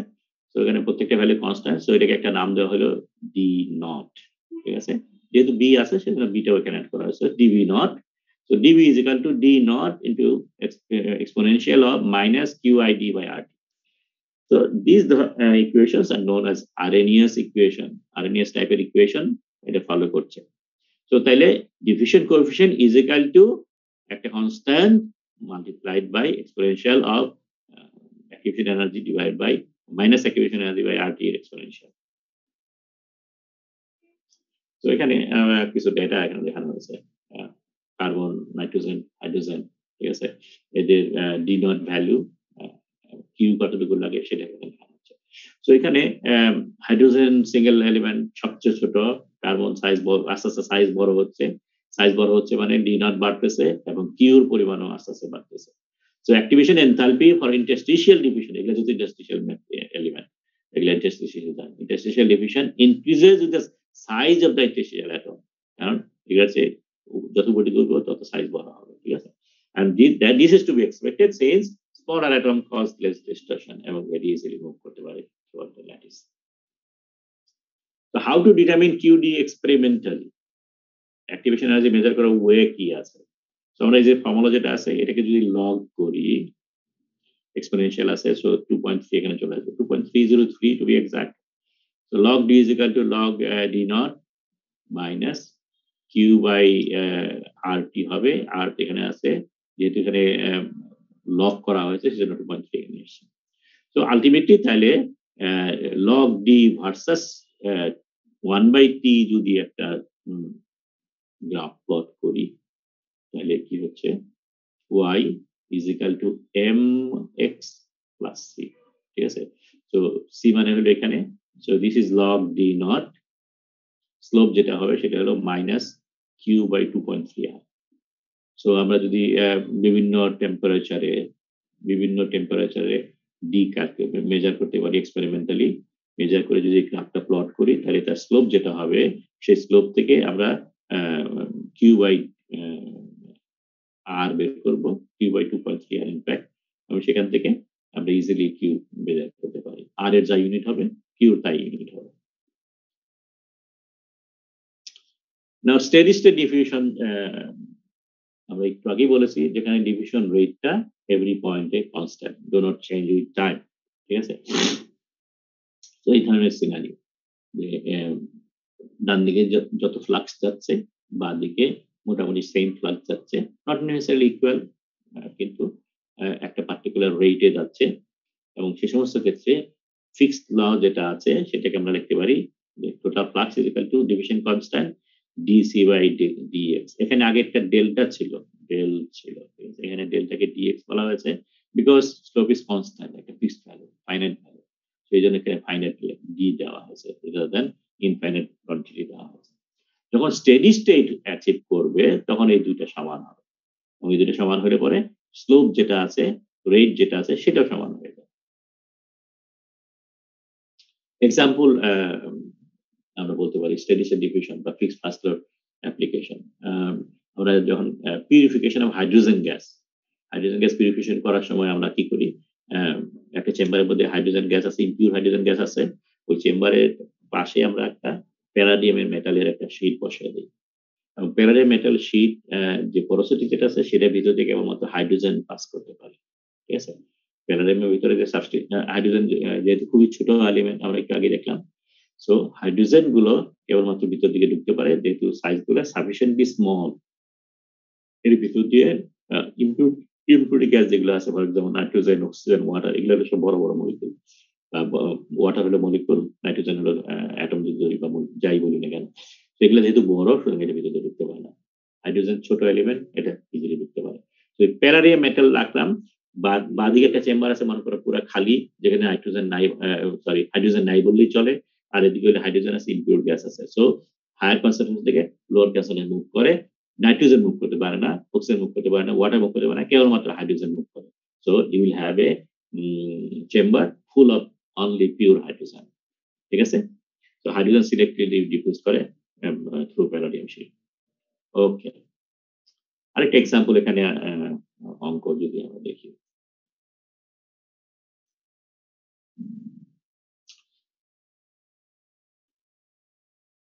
নিকেলের একটা শীট আছে, ট্যান্টালামের একটা শীট আছে, এখানে লেয়ার হলো ম্যাগনেসিয়াম অক্সাইডের একটা ব্যারিয়ার দেওয়া হয়েছে, ঠিক আছে, যাতে করে দুইটার মধ্যে অ্যাটম মুভমেন্ট না হয়, ঠিক আছে? মনে করো এটা কোন রকম একটা সার্কিট তৈরি করা হয়েছে, এবং এখানে একটা সার্কিট ব্রেকার হিসেবে দেওয়া হয়েছে যাতে করে ম্যাগনেসিয়াম অক্সাইডের ব্যারিয়ার ভিতর দিয়ে এটা যেতে না পারে। However, হাই টেম্পারেচারে অ্যাটমের মুভমেন্টকে ইউ ক্যানট অ্যাভয়েড ইট, ঠিক আছে? তখন হয়তো নিকেল থেকে কিছু কিছু নিকেল এখানে চলে যাবে, ট্যান্টালাম এখান থেকে এখানে কিছু চলে যেতে পারে। সেটা এখানে উল্লেখ করা হয়েছে যে 0.05 মিলিমিটার লেয়ার দিয়ে ম্যাগনেসিয়াম ব্যারিয়ার দেওয়া হয়েছে to provide a diffusion barrier that prevents reaction between the two metal. কিন্তু 1400 ডিগ্রিতে নিকেল আয়ন আর ক্রিয়েটেড, এবং নিকেল আয়ন তখন মুভ করা শুরু করে diffuse through magnesium oxide ceramic to the tantalum. Determine the number of nickel ion that pass through magnesium oxide per second. ঠিক আছে? Diffusion coefficient দুইটাই দেওয়া আছে, ল্যাটিস প্যারামিটার দেওয়া আছে, এন্ড সো। সো আমরা বলতেছি যে এইখান থেকে নিকেল কয়টা অ্যাটম এদিকে চলে গেল, তাহলে আমাকে আগে প্রথম বের করতে হবে নিকেলের কনসেন্ট্রেশন। এই যে লেয়ার যেটা আছে, লেয়ারের এই পাশে কয়টা নিকেল অ্যাটম আছে এই 2 × 2 সেন্টিমিটার স্কয়ার এরিয়ার ভিতরে, আর নিচে এই 2 × 2 সেন্টিমিটার স্কয়ারের মধ্যে কয়টা নিকেল অ্যাটম আছে। সো কনসেন্ট্রেশন ডিফারেন্স তৈরি হলো, আমার ডিসটেন্স জানি, এখন এখানে ফিক্সড ল যদি অ্যাপ্লাই করি তাহলে আমরা ইজিলি ক্যালকুলেট করতে পারবো যে কতটুকু ভিতর দিয়ে যাচ্ছে। সো ফ্লাক্স আমরা ক্যালকুলেট করব। তো প্রথমে তাহলে আমাদের বের করতে হবে যে এই সারফেসের মধ্যে কয়টা অ্যাটম আছে, ঠিক আছে? তো concentration of nickel at the magnesium oxide surface ওই পাশে, উপরের পাশে। তো number of nickel atom per cell, volume of the cell, ঠিক আছে?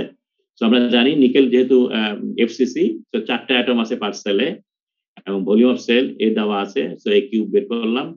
সো কাটাকাটি করলে পরে অ্যাটম পার সেন্টিমিটার কিউব হবে। সো সেন্টিমিটার কিউবের মধ্যে এই এতগুলো অ্যাটম আছে, সেটা এটা আমরা পেলাম, ঠিক আছে? আর ওদিকে কয়টা অ্যাটম আছে? নিচে ট্যান্টালামের মধ্যে ইনিশিয়ালি ট্যান্টালাম পিউ ট্যান্টালাম কোনো নিকেল নাই, সো 0। তাহলে concentration gradient, fixed concentration gradient যেটা ফর্ম করলো -0 মাইনাস এখানে উপরে যা আছে, সো দ্যাটস দা, এবং ডিসটেন্স হলো 0.05 সেন্টিমিটার।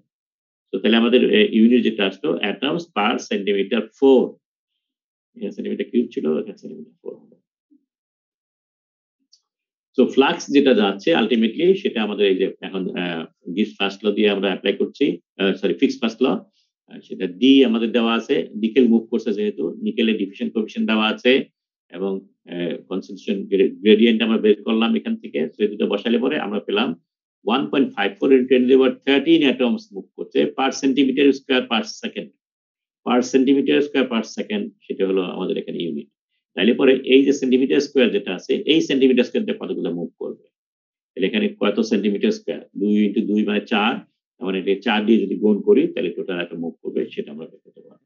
ঠিক আছে, so total number of nickel atom crossing 2 centimetre by 2 centimetre interface per second is equal to rate যেটা পেয়েছি তাকে 2/2 দিয়ে গুণ করে, that's the number of atom, 6 × 10^13 number of atoms ultimately 1400 ডিগ্রিতে মুভ করবে। ইনিশিয়ালি যেটা ছিল 0 ছিল, টেম্পারেচার দেওয়ার কারণে এই মুভমেন্টটা পসিবল হলো। ওকে, আমাদের লাস্ট পয়েন্ট যেটা আছে নন স্টেডি স্টেট ডিফিউশন, আমরা কাজ করি, আমরা 5 মিনিট ব্রেক দিই, ঠিক আছে? 5 মিনিট না মানে 10 মিনিট ব্রেক দিই, 10 মিনিট ব্রেক দিয়ে তারপর আমরা আবার শুরু করি। আমরা স্টপ শেয়ার করি, আমরা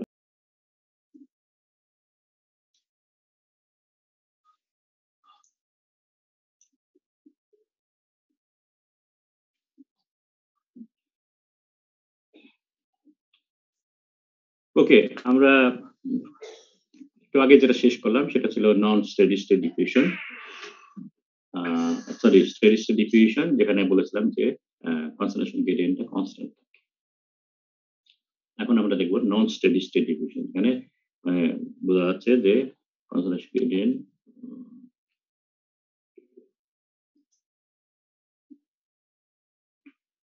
so in most practical case যেখানে এই স্টেডি স্টেটটা কখনো অ্যাচিভ করে না, ডিফিউশন প্রসেস আমরা জানি ভেরি স্লো প্রসেস, সুতরাং এই স্লো প্রসেসে তার মানে এই কনসেন্ট্রেশন গ্রেডিয়েন্টটা ইনিশিয়ালি ভেরি স্লো থাকে এবং আস্তে আস্তে বাড়তে থাকে, এবং এটা বেড়ে বেড়ে যে একটা পার্টিকুলার টেম্পারেচার জানি এটা কনস্ট্যান্ট হয়ে যাবে, পার্টিকুলার টাইমে যে কনস্ট্যান্ট হবে এত টাইম কখনো সাধারণত এই ডিফিউশনের জন্য পাওয়া যায় না, যার কারণেই আমরা ইন রিয়েল সার্কামস্ট্যান্সেস আমরা ধরে নিতে পারি অল রিয়েল ডিফিউশন প্রসেস আর নন স্টেডি স্টেট, তার মানে স্লোপটা কন্টিনিউয়াসলি চেঞ্জ হচ্ছে, কন্টিনিউয়াসলি চেঞ্জ হচ্ছে, এবং যেহেতু স্লোপ চেঞ্জ হচ্ছে সুতরাং একটু আগে যে ফিক্সড ফার্স্ট ল যেটা আমরা বললাম that cannot be applied anymore.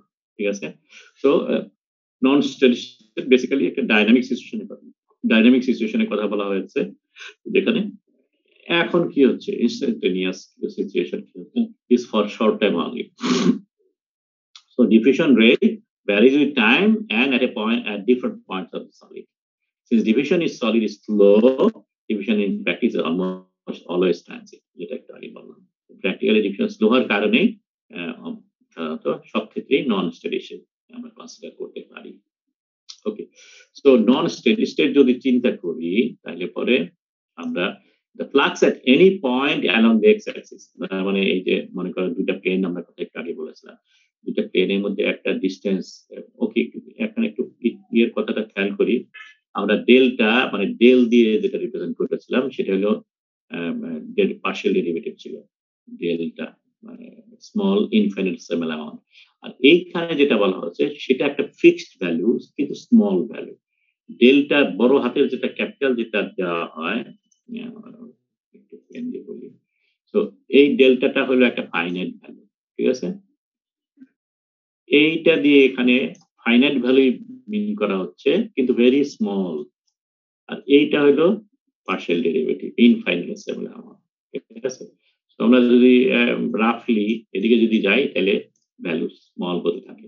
Okay, so একটা ফাইনাইট একটা স্মল ভ্যালু ডিসটেন্স যদি ডেল্টা এক্স হয় তাহলে পরে will the flux at any point along this x axis এখানে এই ডিসটেন্স এই জায়গার মধ্যে যে কোনো পয়েন্টে will depend on the local value of the dv and at this point স্লোপটা কত হবে delta cb by delta x, so number of interstitial B diffuse যেটা হচ্ছে এদিকে যেটা যাচ্ছে কতটুকু যাচ্ছে সেটা আমার এটা ইউনিট কি ছিল মনে আছে? সেটা হলো পার unit time per unit area.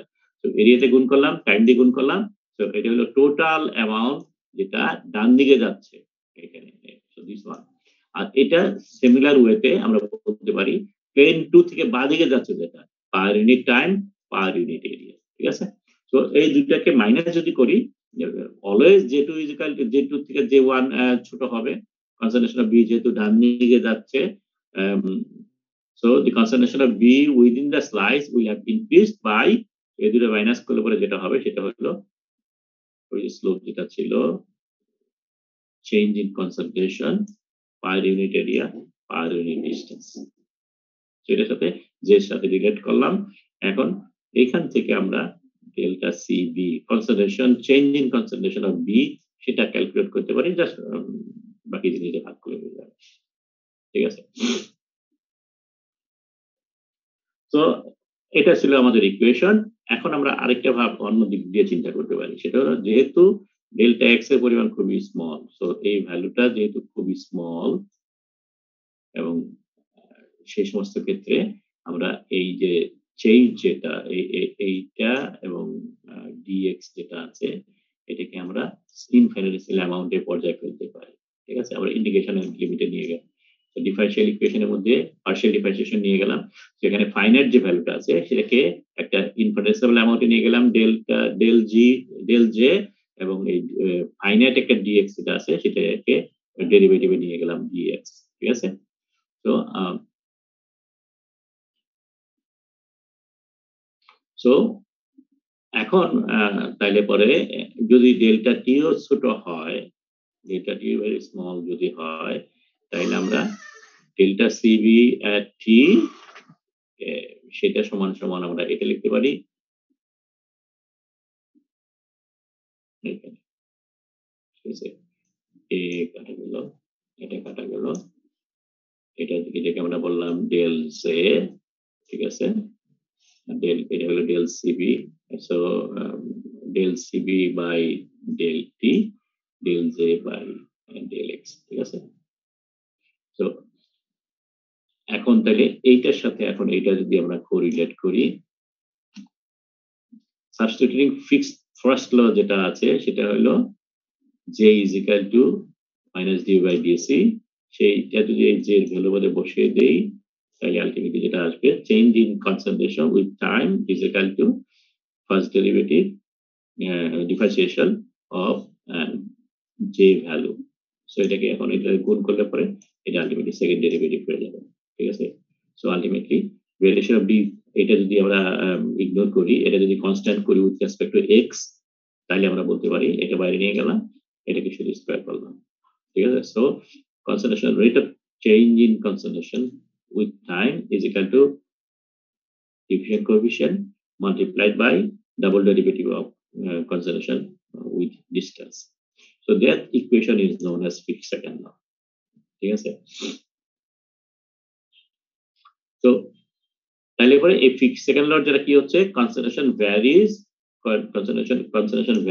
with time and with position so এই স্লোপটা কনস্ট্যান্টলি চেঞ্জ হচ্ছে J1 একটা স্লোপ ছিল এখানে J2 তে আরেকটা তো ফ্রন্টে একটা স্লোপ হচ্ছে রিয়ারে যে আরেকটা স্লোপ হচ্ছে হাউ টু ক্যালকুলেট এইটা বেসিক্যালি এটা কি এই যে এখানে আমরা যদি ডি স্কয়ার যেটা বের করছি ডাবল ডিফারেন্সিয়েশন যদি হয় তাহলে আমরা এটাকে বলি সাধারণত কার্ভেচার ঠিক আছে ফার্স্ট ডিফারেন্সিয়েশন হলো slope second differentiation of curvature so এটা পজিটিভ হতে পারে নেগেটিভ হতে পারে সো এটা যদি পজিটিভ হয় তাহলে পরে গ্রাফটা এরকম শো করবে আর নেগেটিভ হলে গ্রাফটা এরকম শো করবে সো ইফ slope curvature যদি greater than 0 হয় all concentration increase with time আর এটা যদি নেগেটিভ হয় all concentration decrease with time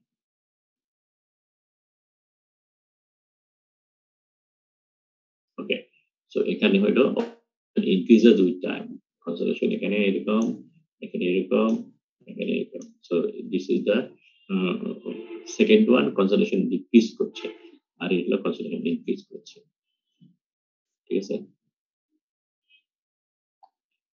solution to different এই যে এখন আমাদের যে ফিক্স সেকেন্ড ল যেটা পেলাম, solution to fix second law differential ফর্মে আছে, এটাকে বিভিন্নভাবে সলভ করা যায়। আমরা একটা ওয়ে এখানে দেখালাম, একটা পার্টিকুলার এক্সাম্পল দিয়ে, যেটা হলো কার্বোরাইজিং অফ স্টিল।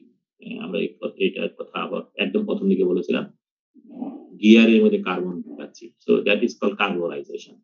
কার্বোরাইজেশন মানে কার্বন এডিশন, ঠিক আছে?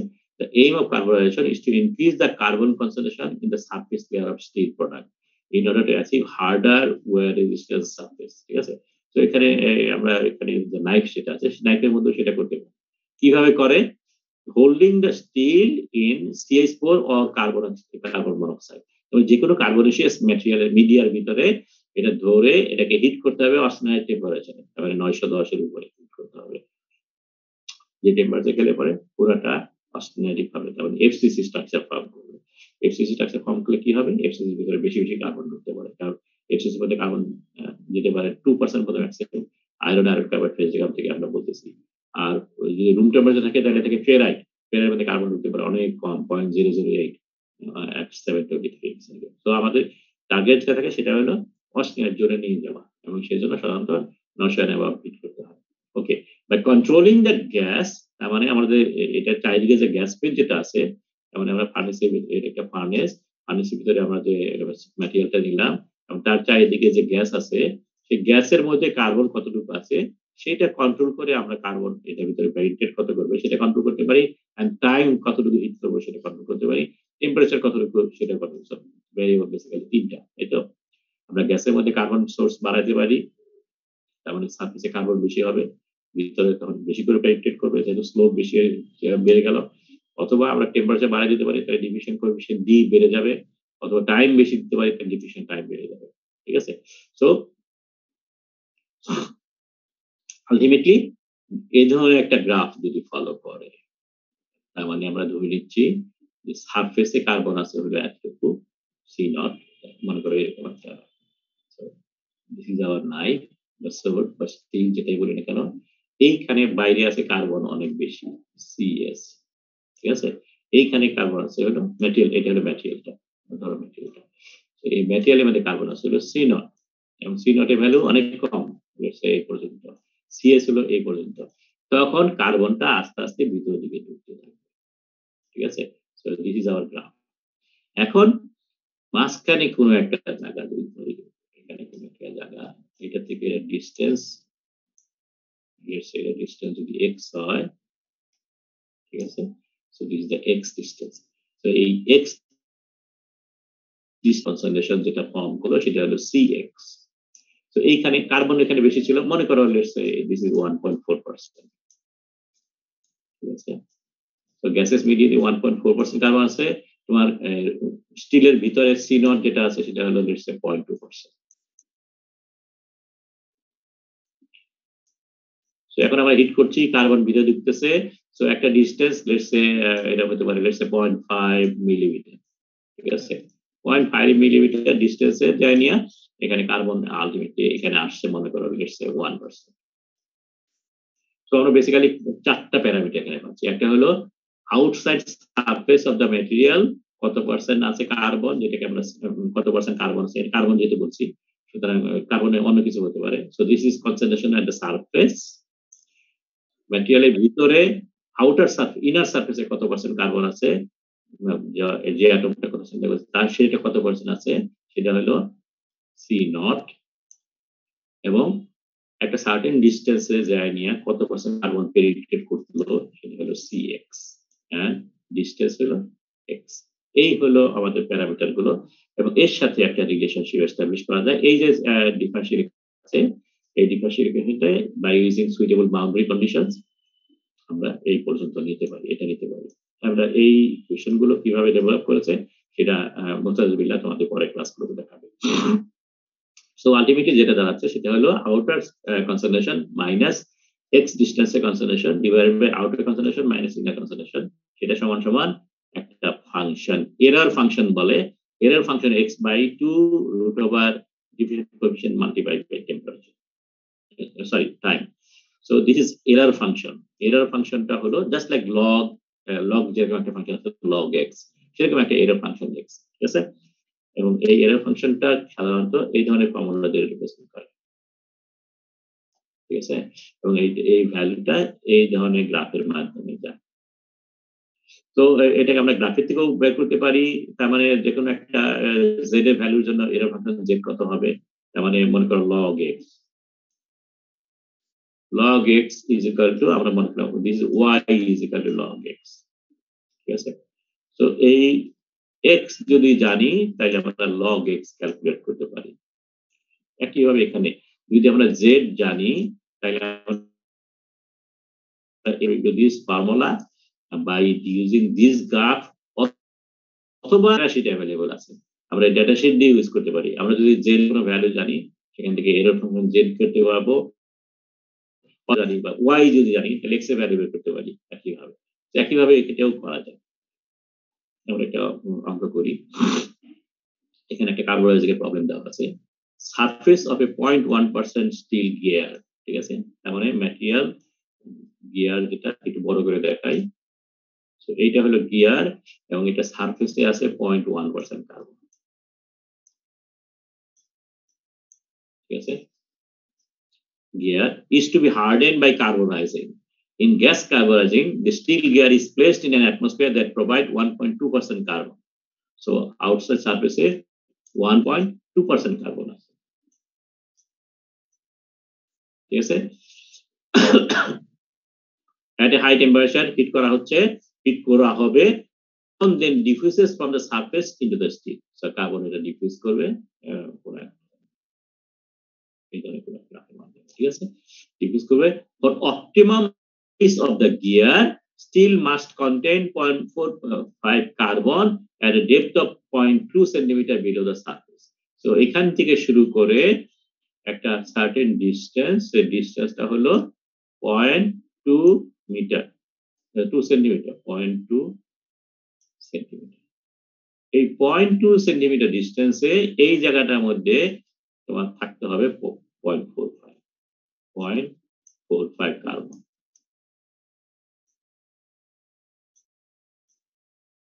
ঠিক আছে? এই হলো আমাদের অঙ্কটা। তো এখন বলেছে ডিজাইন এ কার্বোনাইজিং হিট ট্রিটমেন্ট। এখন আমাকে হিট ট্রিটমেন্ট ডিজাইন করতে হবে। হিট ট্রিটমেন্ট ডিজাইনের মধ্যে থাকে হলো কত টেম্পারেচার হিট করব, কতক্ষণ ধরে হিট করব। সো এখানে আমার টেম্পারেচার এবং টাইম বের করতে হবে। That will produce this optimum property. Assume that the temperature is high enough at least 900, কারণ 900 নিচে হলে পরে ওটা অসনাইয়ের জন্য যাবে না। সো at least 900 করতে হবে, so that the iron has FCC structure, ঠিক আছে? সো ডি দেওয়া আছে, ডি নট দেওয়া আছে, কিউ দেওয়া আছে। এখন তাহলে এটা কি করতে হবে? আমাদের ফিক্সড সেকেন্ড ল যেটা আছে, ফিক্সড সেকেন্ড ল অ্যাপ্লাই করতে হবে, বিকজ এটা হলো ফিক্সড সেকেন্ড ল প্রবলেম। এখানে যে ডিভিশন যেটা হচ্ছে সেটা হলো ট্রানজিট ডিভিশন, মানে non steady state division. Fick's second law আমাদের এইটা ফর্মুলা, আমাদের এই প্রতিটা ভ্যালু দেওয়া আছে। সি নট দেওয়া আছে 0.1, সিএস দেওয়া আছে 1.2, সিএক্স দেওয়া আছে 0.45 এবং এক্স দেওয়া আছে 0.2 সেন্টিমিটার। এই সবগুলো ভ্যালু যদি এখানে বসাই তাহলে আমাদের ফাইনাল ইকুয়েশন এখানে দাঁড়ালো। ওকে, তো এখন এইখানে মনে করো আমরা জাস্ট এই অঙ্কটা যদি এরকম হয়, let's say 0.5 is equal to log x, তাহলে x এর ভ্যালু কত? আমরা অ্যান্টি লগ নেই, অথবা আমরা একটা করতে পারি log y is equal to log x, তারপরে লগ লগ কাটা দিয়ে আমরা এই ওয়াইটা। তো এই 0.5 এর একটা লগ ভ্যালু কত সেটা নিতে হবে, ঠিক আছে? তাইলে আমরা ওই অ্যান্টি লগটা করতে পারি। তাহলে এখানে এই ভ্যালুটা এরর ফাংশন z হবে, ঠিক আছে? This is error function z। আমরা z এর ভ্যালু নিয়ে আমরা এরর ফাংশন z হিসেবে দেখব। এখানে কি করেছি আমরা? ওকে, আমরা টেবিল থেকে দেখি। মনে করো 6818, ঠিক আছে? So that is error function z। So error function z 6818, এটা হলো 6778, এটা হলো 7188। সো এখান থেকে মাঝখানে কোন একটা ভ্যালু আমরা এক্সট্রাপোলেশন করে z এর ভ্যালুটা ইজিলি ক্যালকুলেট করতে পারি। ওখানে আমরা calculate is 0.771। So error function 0.71 would be equal to error function of this one, তার মানে 0.71 is equal to this value। এখান থেকে ডিটি ক্যালকুলেট যদি করি পুরোটা স্কোয়ার করি, এটা ওদিকে নিয়ে যাব, এটা এদিকে নিয়ে যাব, তারপর স্কোয়ার করব। সো 0.1 ডিভাইড 0.7 স্কোয়ার করলে পরে আলটিমেটলি এটা। So D multiply by T, এটা একটা রিলেশন পেলাম। ঠিক আছে, এখন আমাদেরকে এই টি টা বের করতে হবে, কিন্তু ডি আমরা জানি না, কারণ ডি যেহেতু উইথ টেম্পারেচার ভ্যারি করে, সো টেম্পারেচারের সাথে ডি একটা ইকুয়েশন আমাদের দরকার পড়বে। ঠিক আছে, so any combination of D and T whose product with this one will work. ঠিক আছে, এখন ডি এর ফর্মুলা আমরা জানি, D is equal to D nought into exponential of Q by RT.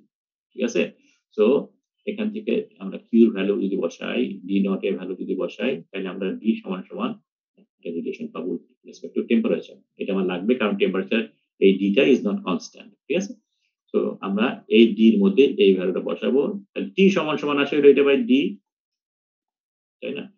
টি সমান সমান 0.0198 বাই ডি, ডি এর জায়গায় এই ভ্যালুটা বসিয়ে দিলাম, তারপর এখানে আমি একটু ম্যানিপুলেশন করলাম, আলটিমেটলি যেটা আসলো টু একটা পার্টিকুলার ভ্যালু নিচে এক্সপোনেনশিয়াল অফ একটা certain factor by T. So সময়ের সাথে টাইমের একটা ইকুয়েশন পেলাম।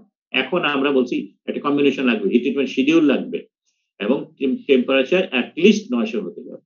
সো আমরা একটু ভ্যালুগুলো আমরা একটু র্যান্ডমলি কতগুলো ভ্যালু বেশি, T is equal to 900 degree centigrade হয়, তাহলে এটা সরি আমার বিড়ালটা এখানে শুয়েছিল, ঘুমিয়ে পড়ছিল। ওকে, আমরা এখানে সো 900 এখানে টেম্পারেচার বসাইলে পরে টাইম পেয়ে গেলাম। সো 900 ডিগ্রির জন্য আমরা পাবো হলো সময় 33.43 আওয়ার।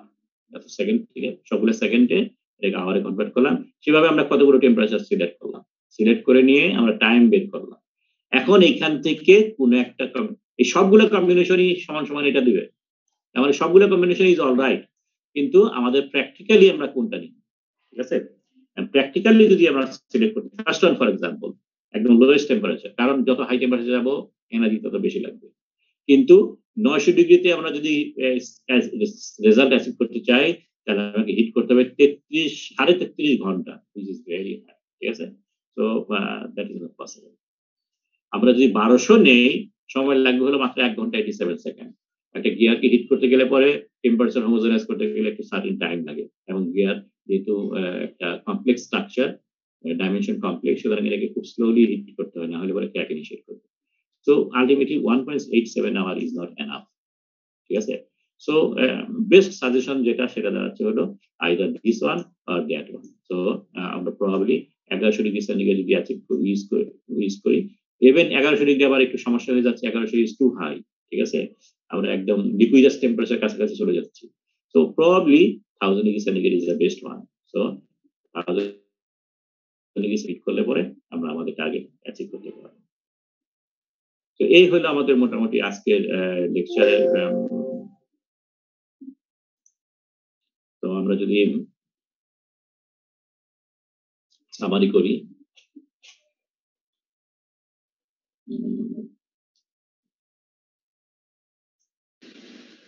আজকে আমরা যেটা করতে চাইলাম, যেটা আলাপ করলাম, সেটা হলো ডিভিশন কাকে বলে, আমরা ডিভিশনটা কেন করি এবং ডিভিশনের সময় কি হয়। ঠিক আছে, কিছু এক্সাম্পল গুলো দেখালাম যে এই সমস্ত জায়গায় ডিভিশনটা ভেরি ইম্পর্টেন্ট। ডিভিশন কত রকমের, আমরা মেইনলি 2 রকমের কথা বললাম, যে যদি ম্যাট্রিক্সের মধ্যে এলিমেন্ট গুলো যেভাবে এটা হলো ইম্পিউরিটি অ্যাটম যেভাবে ইউজ করে সেটা, এন্ড দেন আমরা অ্যাটমিক মেকানিজম, অ্যাটমিক থিওরি গুলো দেখলাম। অ্যাটমিক থিওরি বলতে মনে করা সেই থিওরি যেটা এক্সপ্লেইন করে how division ochre. So basically mechanism নিয়ে আমরা ডিসকাস করেছি। মেকানিজম মধ্যে আমরা বললাম যে ডিভিশন দুই ভাবে হতে পারে।